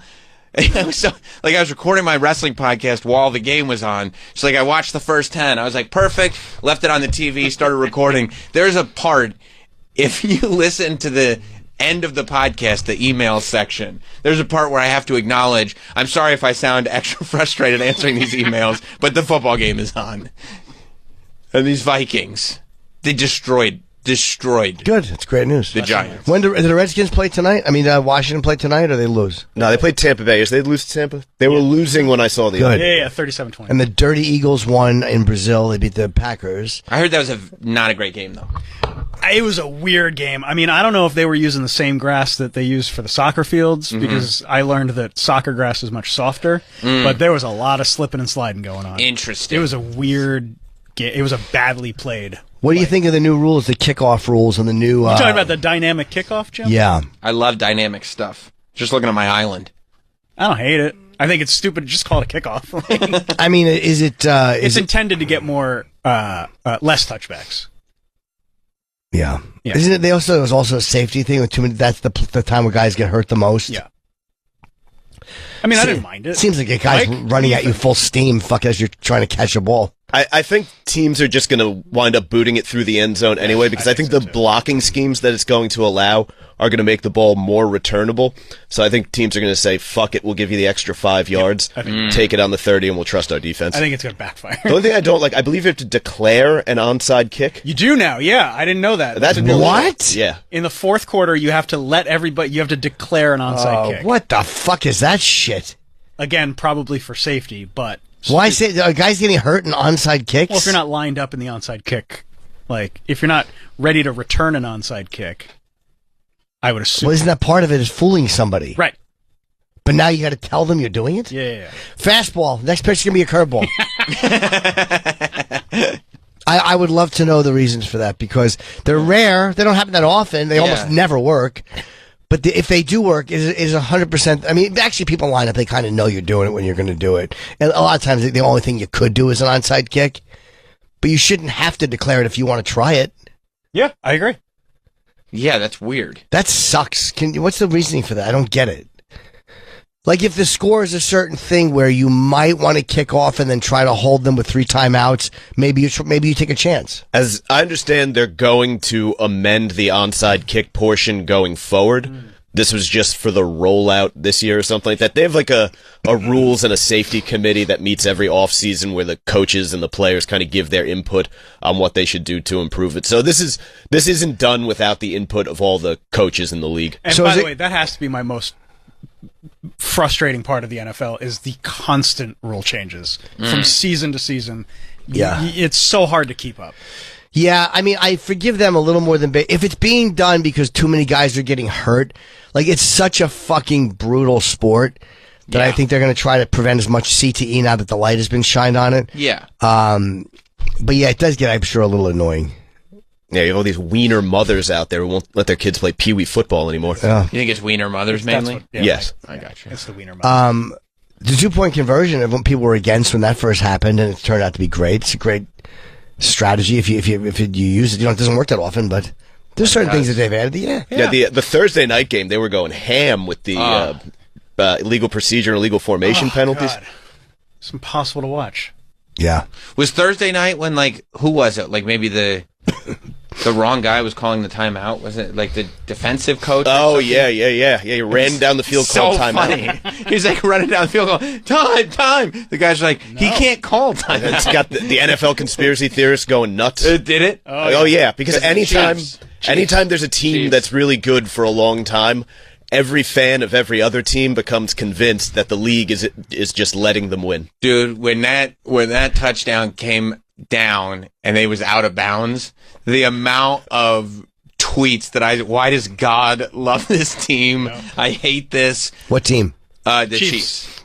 Because they were playing Baltimore, and I'm sure it broke your heart. It broke my heart, but I mean, maybe I even texted you. That was such a good game, and there were so many positives to take away. Yeah. And the Chiefs are so good. I wasn't even mad that they lost. It was a heartbreaking way to lose.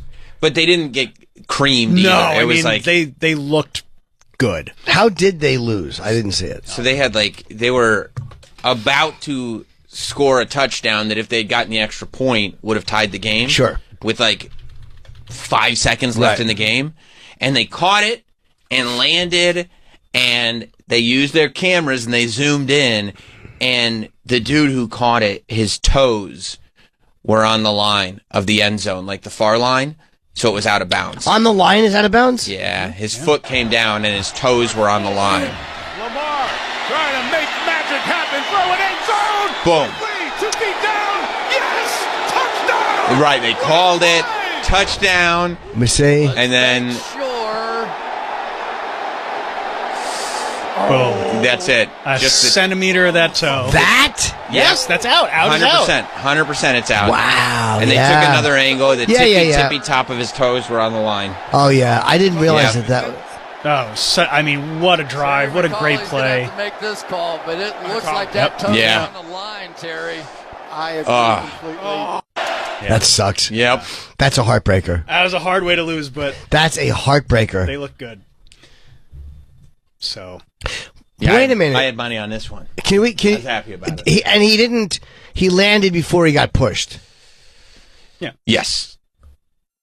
But wait. Boom. Boom. Oh, it didn't. If somebody pushes you out of bounds, right? I'm saying, is it possible he would have? Look, they're in contact with him before he lands. So, like, are you allowed to push? No, he's got to get that's got to get down in bounds. It's part of the play. Yeah. It's not like, hey, this guy's about to catch a ball, nobody touch him until he does. But if you're landing with a ball, you're about to catch it, and they shove you out of bounds, you have to land on your feet. I know, but I thought someone couldn't push you out of bounds. I mean, No, I think it's fine. I mean, it wasn't a controversial call. No, I know, but I thought like if you were, I mean, I'm thinking of forward motion. Like, if you run to the 10-yard line and they push you back, don't you get forward motion? Forward progress? Yeah, they'll stop you wherever the pile stops. If the pile gets driven back 5 yards, they just stop it wherever. You mean you can't just pick up a guy and just like bring him back to where you want him to carry him across the threshold? No, you can only do that going forward if you're the Philadelphia Eagles. Yeah, I didn't realize that would. I didn't realize you could push somebody like that, and I thought it was where you would have. It's such a good play too. Oh God, I know. Such a. Why good wasn't play. he closer? What?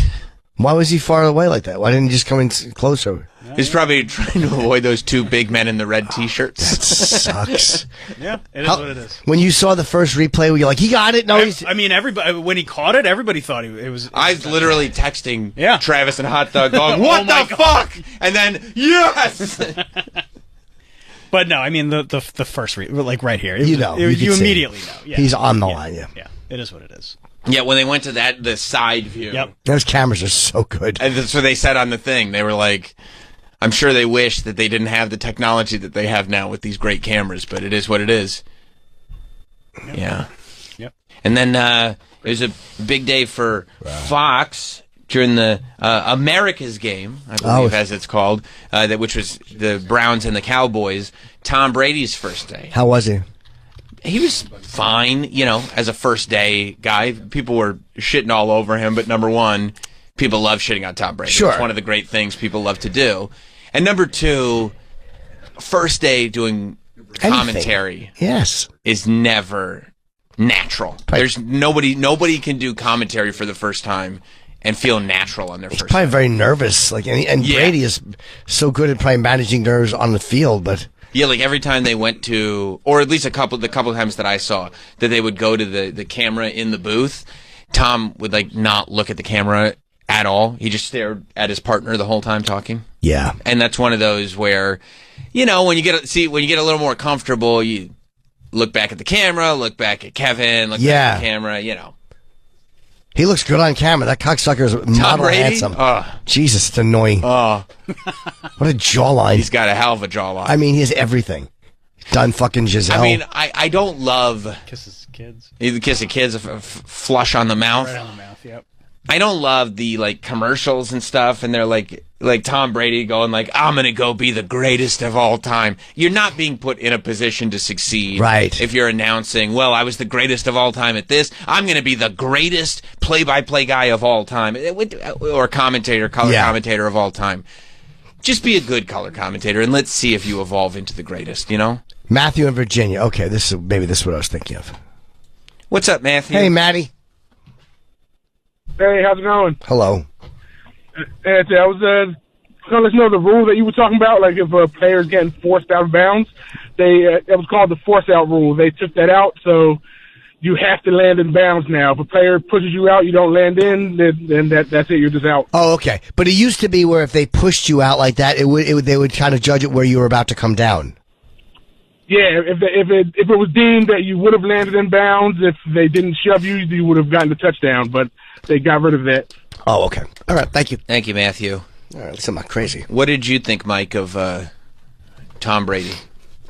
I mean, from a broadcasting perspective, he doesn't have the greatest voice. That's fine. Not something I look for in an analyst anyway. By the way, people having a tenor of their voice that's non-traditional for broadcasting. That's really negative. It's bad, it's a positive. People like that. People generally, it can turn a lot of people off. Sure, they find it difficult to listen to. People grow into it, and it's actually really great. I'm very excited about the prospect of getting to learn football from Tom Brady for 3 hours every week. Is that sarcastic or you? No, like that? very. Yeah, okay. That's what I was about to say. That actually sounds good. I mean, he played for Bill Belichick for pretty much his entire career.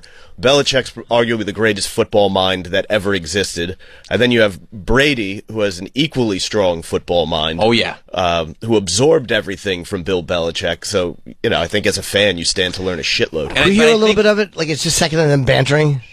This is the intro. That's a good point, too. Yeah, he does. Who knows more about football than Tom Brady? But I think you will have to give him time to get comfortable. Like, right now, he's just worried about doing the job. Eventually, he'll get comfortable enough that he is actually, like, using his brain and going like, nope, here's what's going on. His biggest problem will be the fact that most of the NFL fan base is hammered and just wants to talk shit all day on Sundays, so they're not interested in any of that. Just day drinking and shitting on Tom Brady. It's just middle-aged guys who haven't left the fucking couch in years complaining that the analyst talks too much. Right, that's right. Although they liked when Madden would do it, like when Madden had such an interesting way as a head coach of breaking down play, but he was a very interesting character. And he also had the turducken. He did have a turducken, and he was never quite as handsome as Tom Brady. And he would draw pictures too, which made it easy. Well, you want that Tron. So then, Mike, do you like Tony Romo for the same reasons? Yeah. Yeah, me too. Yeah. People hate him. Is it because he talks too much? Yes. That's not why I hate him. He also slammed a lot of hot puss. Right, that's the other thing. When these guys get into their 60s, they might be beloved, but right now they're still young, athletic, and good looking. Nobody wants that. Nobody wants that. Yeah, but sometimes you're in your 60s and you're not beloved, like Chris Collinsworth. That's true. That's a good point. Another great football brain. Yeah, but he starts and stops sentences a lot. I also hate him. Chris Collinsworth? Always hate him. I don't hate him as much as people do. I don't mind. He's something smarmy. Even though I know he was a quarterback, right? Like I know he's a good a receiver. Yeah. He was a professional football player, so he's not a nerd. Right. But I'm just like, ugh. I don't mind Mike Tirico. I don't mind. I mean, Mike Tirico's very vanilla. I feel like there's nothing to do. Let me hear Tom for a second. What hear what he's. He's Tom Brady, and I'm Kevin Burkhardt, and you're a broadcaster. How about that? We're here. It's been quite a journey, but I love being your partner. I'm excited as well. It's going to be a lot of fun. We should start with quarterbacks. That seems to make a lot of sense. Yeah. Cowboys making news. They come to an agreement with Dak Prescott on a big new contract, right? But with that comes pressure. Not only long term, but what kind of pressure is he facing then and today in this game? Yeah, Dak signed the largest contract in the history of the NFL. Now he's got to go out there and earn it. And 2023 was his best season. He's coming off of that, but going forward, you can tell he's trying to force himself to look at the camera. Right, he's not comfortable. But today, because I noticed his challenge is going to be Myles Garrett.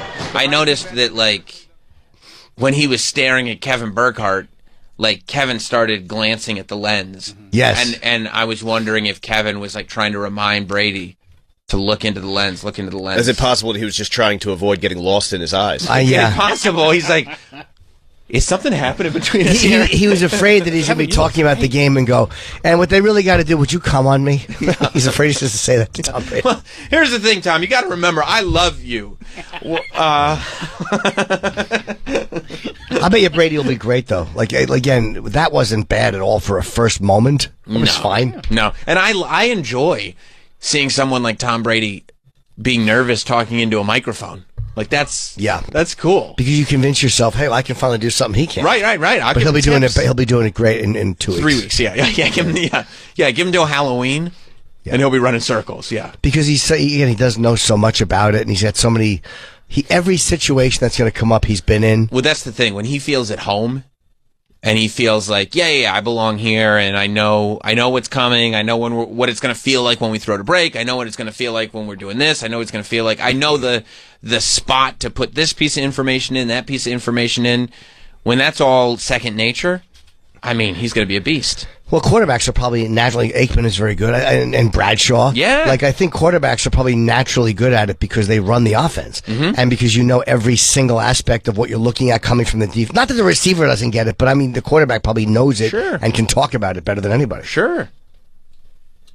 Have they figured out yet why Tyreek Hill was in handcuffs before being awesome, by the way. They need to handcuff him before every game. It's Tyreek Hill, so there's probably a legitimate reason behind it. Well, he said no. He got pulled over and pulled out of the car, and there's a video. It looks like a cop hits him without provocation, but it's such a fast video you can't really see it. Yeah, and the mirror's blocking. Right. Yeah.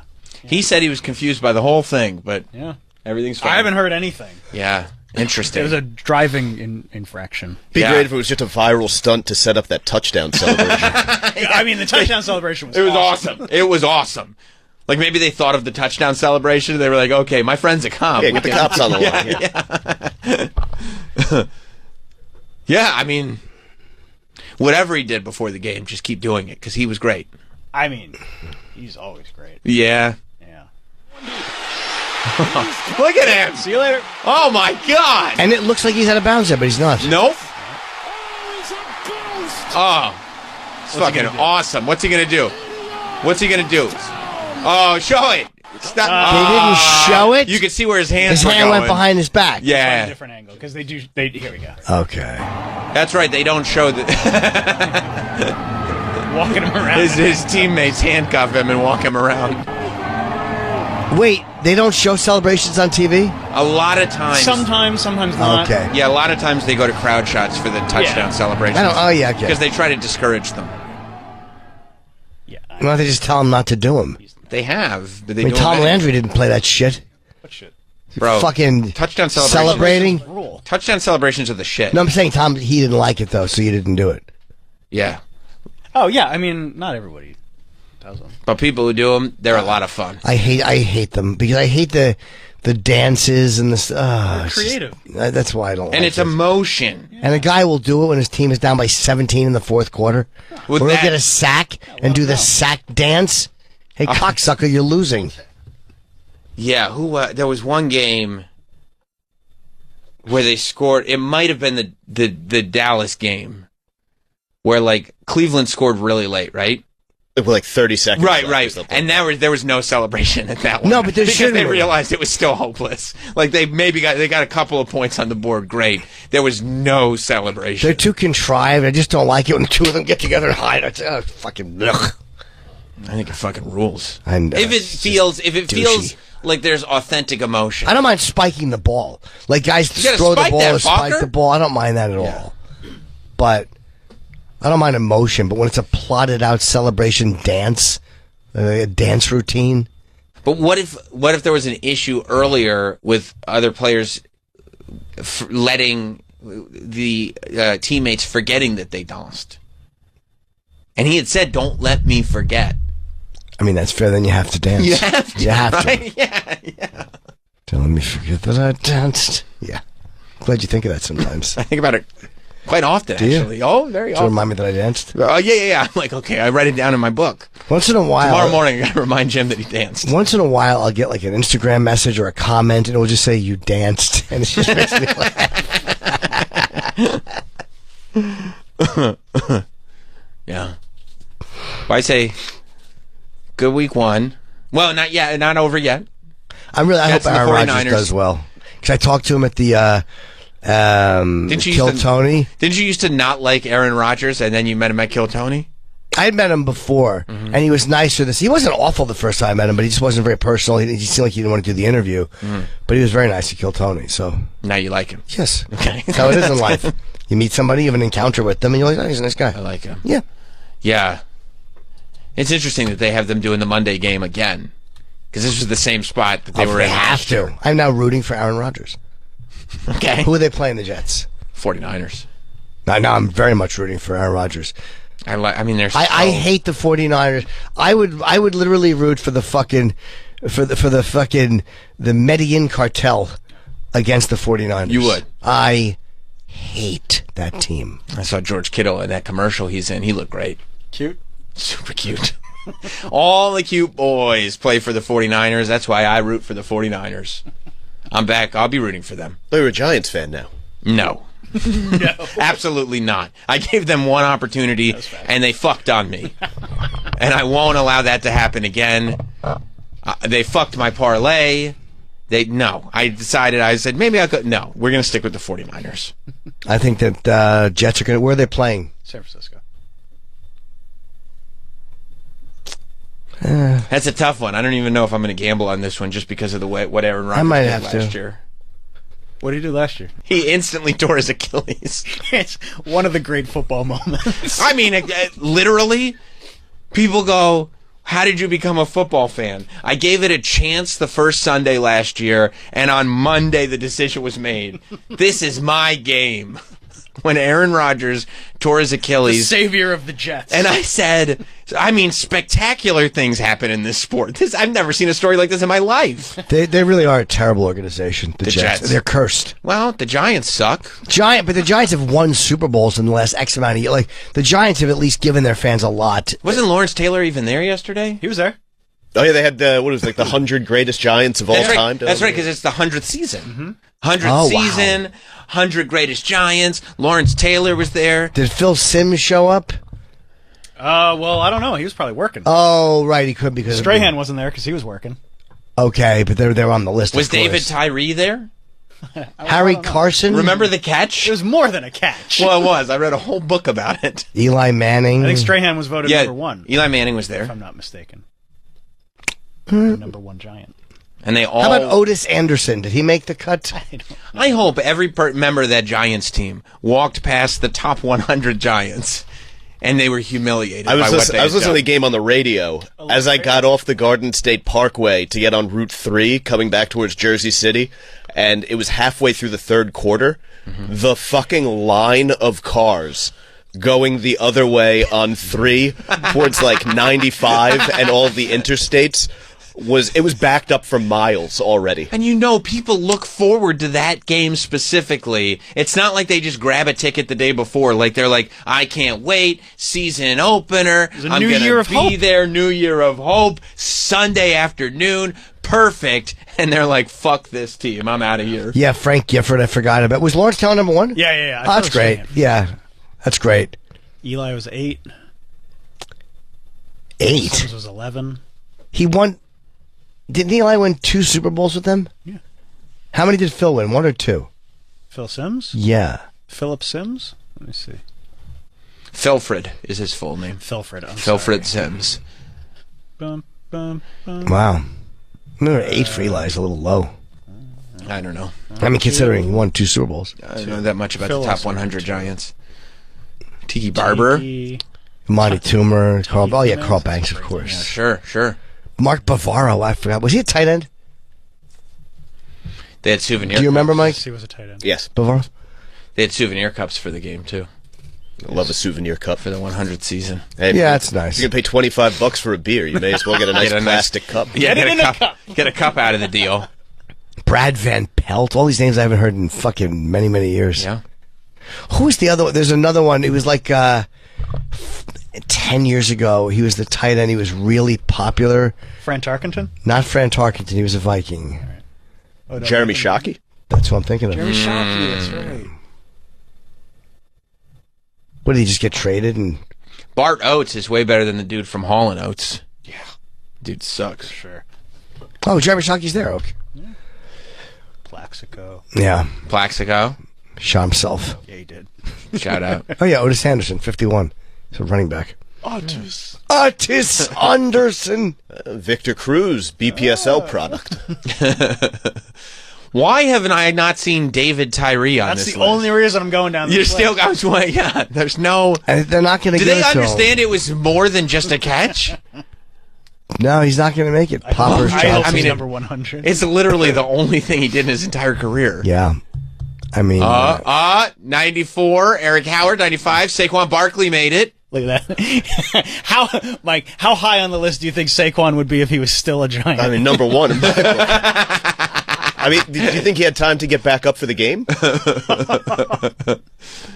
Okay, 96, 97, 98, 99, Brett. Oh, poor David Tyree. Oh, my God. Apparently, they said it was indeed. It was only just a catch. Just a catch. Yeah. Spectacular as it may be, a single play in a single game. Yeah, not enough. Thanks for nothing. It's not enough. Better than anything anybody on that team did on Sunday. Yeah. Caught on his hat. Yeah, he did. On his hat. I wish I still love football. It's great. I wish I did. I just can't. It's great. Yeah, I've had too many angry, explosive, depressed moments.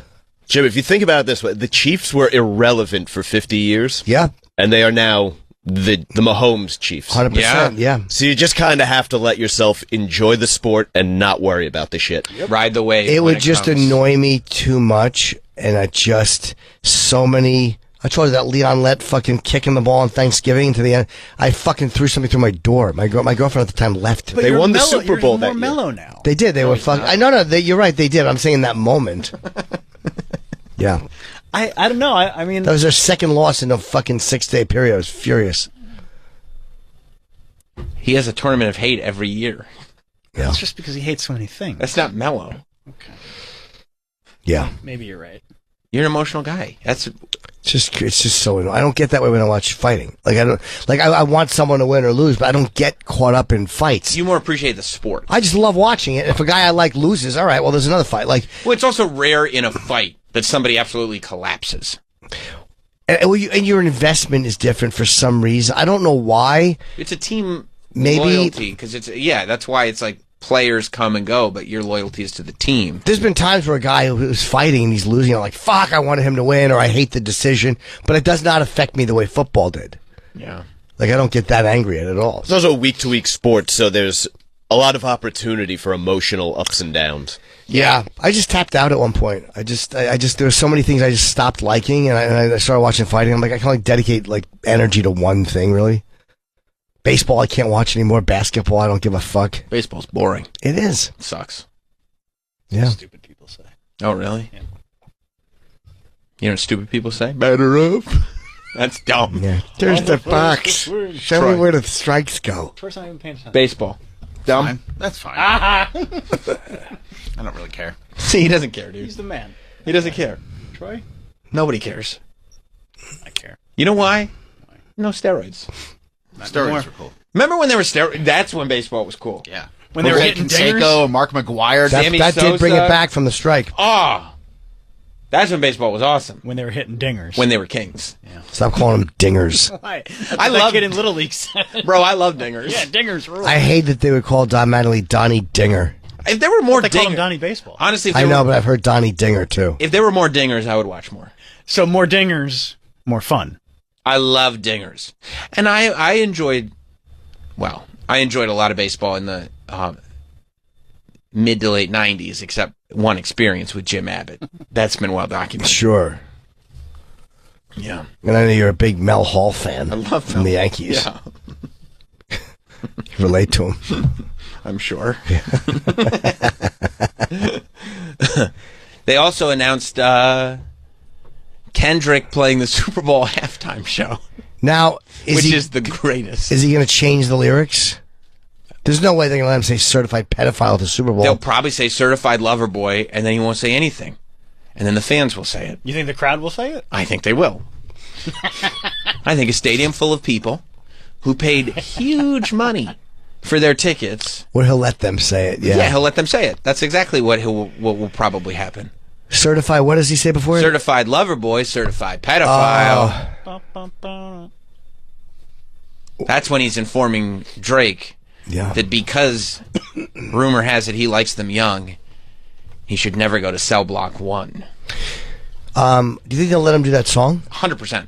Yeah. That's why he's there. Yeah, okay. Yeah, I believe at one point Drake said he was bigger than the Super Bowl. Kendrick has corrected him.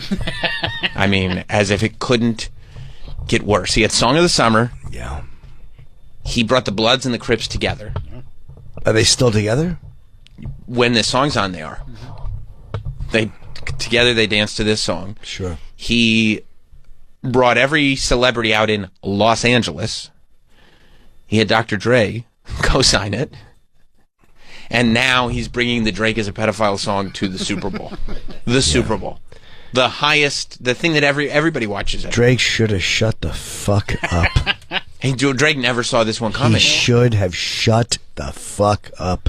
Because Drake put out Drake was, there were subliminal disses going on. And then Kendrick put out a song before this, and then Drake was like, oh, I got something for him. And Drake put out another song. Drake should never have put out that other song. Because then Kendrick responded with, they not like us, and changed the course of music history. Pop culture history. That makes me want to break wind. Do it. Nah. Yeah, right. You won't do it, bro. Troy hates me. He's very displeased. Troy, can I apologize? Troy, did you hear that? Because I didn't think he would do it. That's why I said that. I wasn't going to do it if he didn't say I didn't, and I didn't think he would. I didn't think he had the balls. Jim promised he wouldn't do that anymore. Well, I didn't think he was going to. That's why I didn't think he would do it. I thought he was. One. It's almost shows him one fart. Troy, I'm going to be honest. I thought he was pussy. I didn't think he would do it. And you know what? Big deal. I was wrong. Big deal. It always wafts over this way. One. Yeah. Jim, I apologize for underestimating your character. You made me do it. I made you do it. And Troy, I apologize because you're going to catch that one. I never catch him. You'll catch that one. That one might be caught. I had to earlier. I didn't do it. I challenged you. You forced me. I did. And I apologize. I understand. You want to see this commercial for Kendrick? Hell yeah, dude. I can't wait for this. Troy, you let us know if you get any of it. There you go. Give me one more. Ah! Come on. He's got a big Two American flag behind him, and he's sending footballs out through the... Just like They that. call that the football machine. Yep. You ready? Exactly. What the deal, everybody? My name Kendrick Lamar, and I'll be performing at Super Bowl 59. It's awesome. Will you be pulling up? Yes. I hope so. You know it's only one opportunity to win a championship. No round twos. Let's get it. I think that was a dig. He's fucking with Drake in the commercial. No round I twos. won't want you to miss it. Pause for a second. Drake has said that he wants a round two with Kendrick. Yeah. And in the Super Bowl commercial, he said no round two. That he doesn't do any. Kendrick does nothing by mistake. Sure. He's fucking with Drake in the commercial for the Super Bowl. Yeah. He's a maniac. I'll be honest, I'm not enjoying this commercial. What's wrong with it? It's a little too slow. I just don't care. The football thing. It's great that he's doing it. Good for him. I don't blame him. But I'm not loving this. All right. I mean, he's fucking with Drake in a commercial. No, for the Super I know. Bowl. I don't care about that either. They have one chance to win a championship. Yeah. No round twos? And you lost. You're saying he won the championship. He's referring to his song. Oh, he's referring to everything. Has Drake said anything about that, or has he said anything publicly? Or He no? said he didn't even care. I don't know. I don't care. He said, "Yeah, he's probably that." Not yeah, me. whatever. What he's saying? Well, I don't know. I want to be on the Super Bowl. I didn't hear that song, but whatever he says in it, he's probably that. But I'm not. He has to know it's good. Super Bowl. Dumb. Drake. He has to know it's a good song. He's heard it many times. Of You course. can't go anywhere without hearing it. It's played in Super Toronto. I don't know. I bet they're playing in Toronto Quietly. quietly. Headphones. There's no way they're missing out on Song of the Summer. Let's see the rest of the commercial. Sure. Boom! He got him again. I won't want you to miss it. Meet me in New Orleans, You got it. February 9th, 2025. Wear your best dress, too, Okay. even if you're watching from home. Let's go. I'm wearing a tux at home. Yay! Just to That's what I'm celebrate the talking moment. about, man. Now we can get to it for real. Come on, you gotta make sure you catch him with the hands open like that. We running real routes. You gonna be messing up.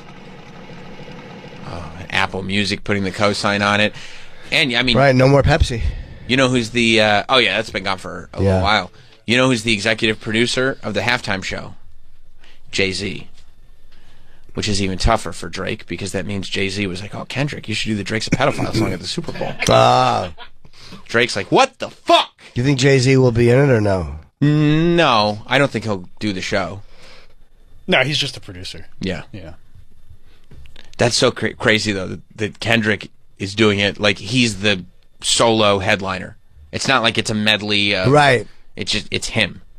Yeah. Kendrick is our performer. He was in a few years ago, right, with all those rappers? Yeah, he did it with when they did the sort of West Coast festival. Yeah. When it would, or was it even West Coast? No, 50 Cent Eminem was in it. Yeah, 50 Cent Eminem and was in 50 it. Cent. It was more just like hip hop. But yeah, it was like Dre and Snoop were the Yeah. And now he gets to do it solo. Yeah. Because the Drake's a Pedophile song has made him bigger than ever. That was a massive hit, yeah. Big miscalculation. Kendrick went from being at home minding his own business to headlining the Super Bowl, all because Drake didn't know how to pick his battles. That's the other thing. Yeah. I mean, when it was happening, and I think I probably remember saying it, but like a lot of people thought Kendrick must have an album coming out, Kendrick must have a tour coming out, Kendrick must have something he's promoting, and Drake just had bad timing. Because why would Kendrick put this much energy if he wasn't promoting something bigger? It was just the song. Yeah. There was no album. There was no tour. It was just like, hey, it's time to just put this guy in the ground. Yeah. Like, he did the whole concert at the Forum on Amazon, and it wasn't to promote, hey, by the way, there'll be a tour coming. Well, usually when people do the halftime show, Gaga did it because she was trying to sell tickets because she was launching her stadium tour. Yeah. Yeah, they all want to launch a tour or a best of greatest hits. There's so much money to be made after. Something. I wonder if they're paying them. I hate that they want the artist to pay. Yeah, usually they don't pay. But I don't know. This could be an exception. No, if they usually don't pay, then I'm sure they're not paying them. They usually don't pay. But they wanted the artist to start paying. Yeah, and I think the artists turn that down. Yeah. Yeah, usually they don't pay. But I wonder if he'll put something together by February to have something bigger to promote. A tour, yeah. Or it's if crazy it's just, not to. Well, I'm not doing anything that day anyway. And fuck Drake. So go out and do gigs after. I mean, go out and book an arena tour. If you feel like touring, why not? It's perfect. Or I hate that guy. So Yeah. I mean, is there any way I could ruin his life more? Well, okay. What a dope Drake I'll is. do the Super Bowl. He didn't see it coming. How could he have seen it coming? But you didn't need to do this. I mean, you're still... He thought he was the king. You're as big as you can get. Like, what are you doing? Wow, he was as big. It's stupid. He's now not as big. He thought he was the number one guy, though. He thought he was number one. But he does this.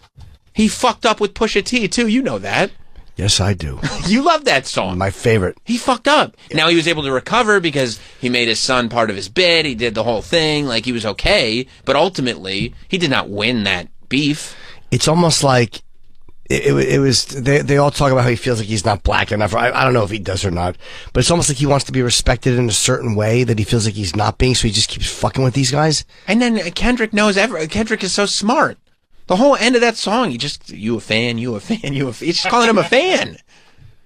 You already call him a pedophile. You and need to make colonizer. Fuck, I forgot about the colonizer. Well, I'm team colonizer. But if you're a rap artist, you don't want to be a colonizer. I get that I get what you're sure, of course. I mean, we thank God for colonizers. Right. But as a hip hop artist, you don't want to be a colonizer and a fan. And also, by the way, in case anybody, you're like, well, I'm not like that much of a hip hop guy, so if he's just a fan of the culture or a colonizer, that doesn't bother me. Okay, well, he's, yeah, the pedophile part is going to bother everybody. That's across the board an insult. Everybody hates pedophiles. Someone called me a colonizer, I'd be like, thanks. But a pedophile, I'd be delighted to be called that. But pedophile's bad. Pedophile, you'd be furious. Sure, no, that's never good. Chris Hansen made a whole career of calling people pedophiles. Yeah, colonizer. Sure. I mean, what countries did I improve?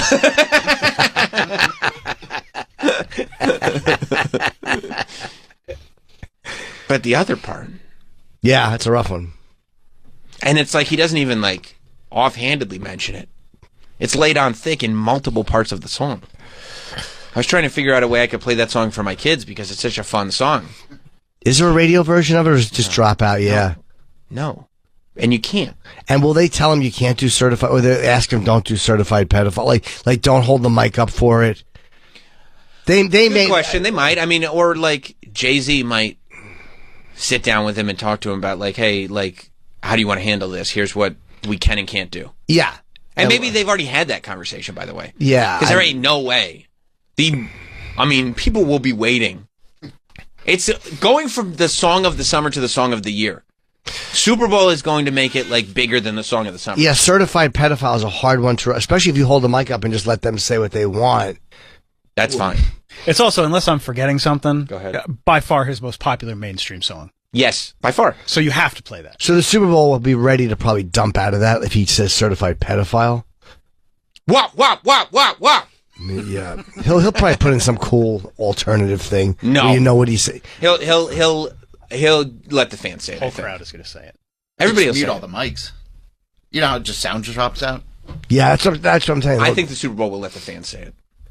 Are you certified pedophile? No, I think you're incorrect. I think they'll let the fans say it. They are so uptight in the NFL about any type of context or content. Forget it. That's probably going to be a huge prop bet.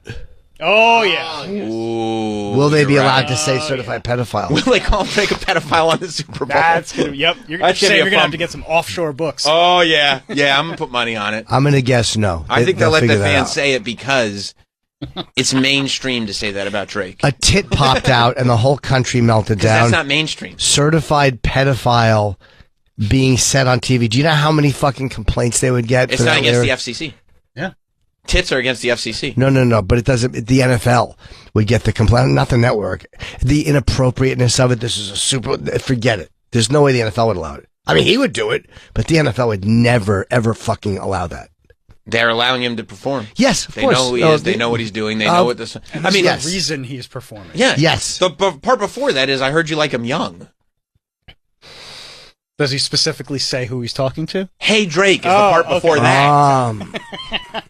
I'm glad you had me clarify. Because, the part before that is, I heard you like him young. Part before that is, hey, Drake. How do they fix that? Yeah, how do they change Drake, that? I heard you like him young. Yeah. Yeah, no, there's like that whole verse. It's like if you had DMX. Is it possible they just do a different verse? The NFL won't. It's ingrained. I mean, it is the song. It's the best part of the song. Oh, yeah. But the NFL is so uptight about anything. Not beating women.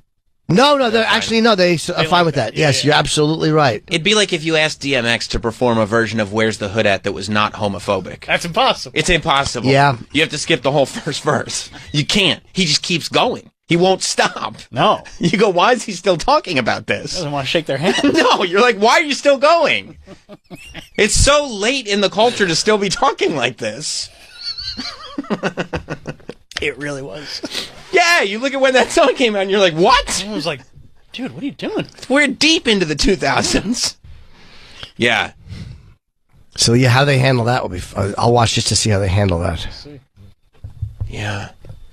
Now, he has a song with Beyonce. Will Beyonce come out to do that song with him since they're connected? And Jay-Z. Will Taylor Swift come out to do Bad Blood? Nope. I don't think so. But she's connected with the NFL now, so it's at least a conversation. Yeah, no. If she performs, it's going to be her. She's not coming on Kendrick's show. I agree with you. And also the Drake song. Yeah, he'll probably do DNA. Mm-hmm. Humble. He'll do Humble. Yeah. Mad City. Or he'll do that medley thing they do, that like amalgamation. Yeah, that's okay. And he'll do one verse of this one or something and just not the pedophile part. I don't... I think that's what I said. Like just a different. He has to. It's not a choice. There's no choice. Huh? Which verse? One that doesn't mention pedophile. You can't. They're not going to let you do it. They're not going to let you. He's going to do the verse. I think so. He'll do the verse. That's the verse. He's not doing the show if he's not doing the verse. He doesn't have to do the Super Bowl halftime show. He doesn't care. By the way, that verse is in the radio edit. Like they play it on the radio. Yeah. He's doing the verse. They do, but the NFL is so fucking uptight. Remember this conversation for February, even though we probably won't be in the same room. Like what would what would be the purpose of doing the show without the verse? Yeah. He's only doing it for this reason. I agree with you. I understand what you guys are saying, but the NFL. Then why is Kendrick doing it? For the money. The millions of dollars. Kendrick is an artist, but he's a fucking guy who likes money too. There's no one who doesn't want to do the Super Bowl. It's too much money. Jay-Z turned it down. Yeah. Jay-Z has more money than Kendrick. Jay-Z is and he's married to Beyonce, who did it. But if Kendrick wanted to go on tour, he could go on tour. He could. But you're saying why is he doing it? And He'd sell out now. It's 100%. But and it's the money. Super Bowl doesn't pay. Everyone knows the Super Bowl is the biggest platform on earth. And he is doing it for that reason. It's crazy to turn down. It's crazy to turn Multiple down. people have turned it down. Sure, but he's not as big as any of them. He's not as big as Jay-Z. He's got a great song and a huge song. He's the biggest artist in rap right now. Yes, he is, but he's not as big as... I don't listen to rap, and I know Jay-Z is a lot bigger than Kendrick Lamar. Today. Historically, yeah. Like over the course, yes. He's doing it for money. I mean, why else would you do it? To fuck with Drake. I'm sure he likes that, and I'm sure that I don't think he did the Amazon gig for money. No. It's an arena show. Sure. He's not even on tour. But he's making money for streaming it. Yeah. But he could be on tour if he was looking for money. Yes. He could be performing that song every city, every night. I do believe there's artistic reasons for it, but you guys are also undervaluing how much people like to make money performing. Also, if he doesn't do the verse on the Super Bowl, that's an extreme strategic mistake, because Drake will say you're a coward. You went to the Super Bowl, you didn't even do your verse of your own song. He's not doing the Super Bowl if he's not doing the verse. I think you guys are wishful thinking, and it's not that he doesn't want to do it, and it's not that he doesn't have the balls to do it.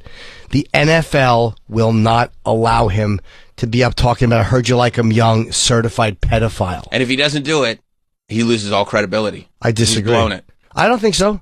I don't think anybody doesn't understand why he wouldn't do it. It's the Super Bowl. Like, I don't think anybody who understands anything about like what you can and can't do would wonder, why didn't he say certified pedophile on live TV? Like, do you know what I mean? Like, people understand it's the Super Bowl. He has to cut the whole verse. You just said he'll cut the whole verse. I think he'll do one of those things that they do where they do a verse of many of their songs, and he'll do a part of this, but I just don't think he'll do it. They won't let him do it. Can you imagine the fans just sitting there waiting for it, and it never comes? The crowd's going to do it. Yes, that's how they'll do it. He's going to put the mic out to the crowd. Like, your turn. Yes, 100%. Maybe, yeah. Yeah. It's 100% with And if you're just at home, it'll just hear like... Yeah. But if you know, you know. You know, that's it. Yeah. That's how they're going to do it. I think you guys... Well, there will be an answer to this in February, meaning there will be a definitive... But let's mark it down. I'm saying he will not do it, but I'm not saying he doesn't want to do it. I'm not saying he's afraid to do it. Yeah. I just think that on a gig like that, they're going to be very specific. You can't do it. And they'll just dump if he does it. I also don't even think they would bring him on if they weren't going to do it. Because they'd know everybody would be like, what? Like, it just makes the NFL look those bad. fucking dumb executives. Hey, this guy's the biggest guy. But yeah, the biggest guy in music right now. Let's bring him on. I just don't think he does it. I know you think I'm naive, but I don't think that the NFL allows him to do that verse. I mean, it's not naivete. It's more just like, I don't think it benefits him as much as you think it does if he doesn't. And I think it's a negative thing if he doesn't. Because there's so much wrapped into credibility in this whole thing. Sure, but he's got the credibility. But he'll lose it. Credibility is lost just like that. I disagree. Because if it was a show he didn't want, he was just afraid to do it. But to not do that pedophile line on live television on the Super Bowl, I don't think is a credibility issue. People just know you can't do it. And you don't even think the fans will do it. They'll skip the verse. That's what you're saying. I don't know. I mean, I know that it will look weird, but I just think the NFL or the NFL will just dump it. Like, if you do it, we're just going to mute the mic. That's it. No one will hear it. They might do that. But what about the first part of the verse? They'll dump the whole verse? Or they'll just dump anything in it that they find offensive. After the Janet Jackson thing, the NFL will never make that mistake again with something offensive. They once say, heard you like him young? I don't know. Probably not. Pedo reference. But it's a pedo reference. About Drake. Very mainstream. Yeah, it's a Super Bowl. And funny. It is funny. Very funny. All right, look. I got gigs coming up. I just booked Harrisburg for December 21st.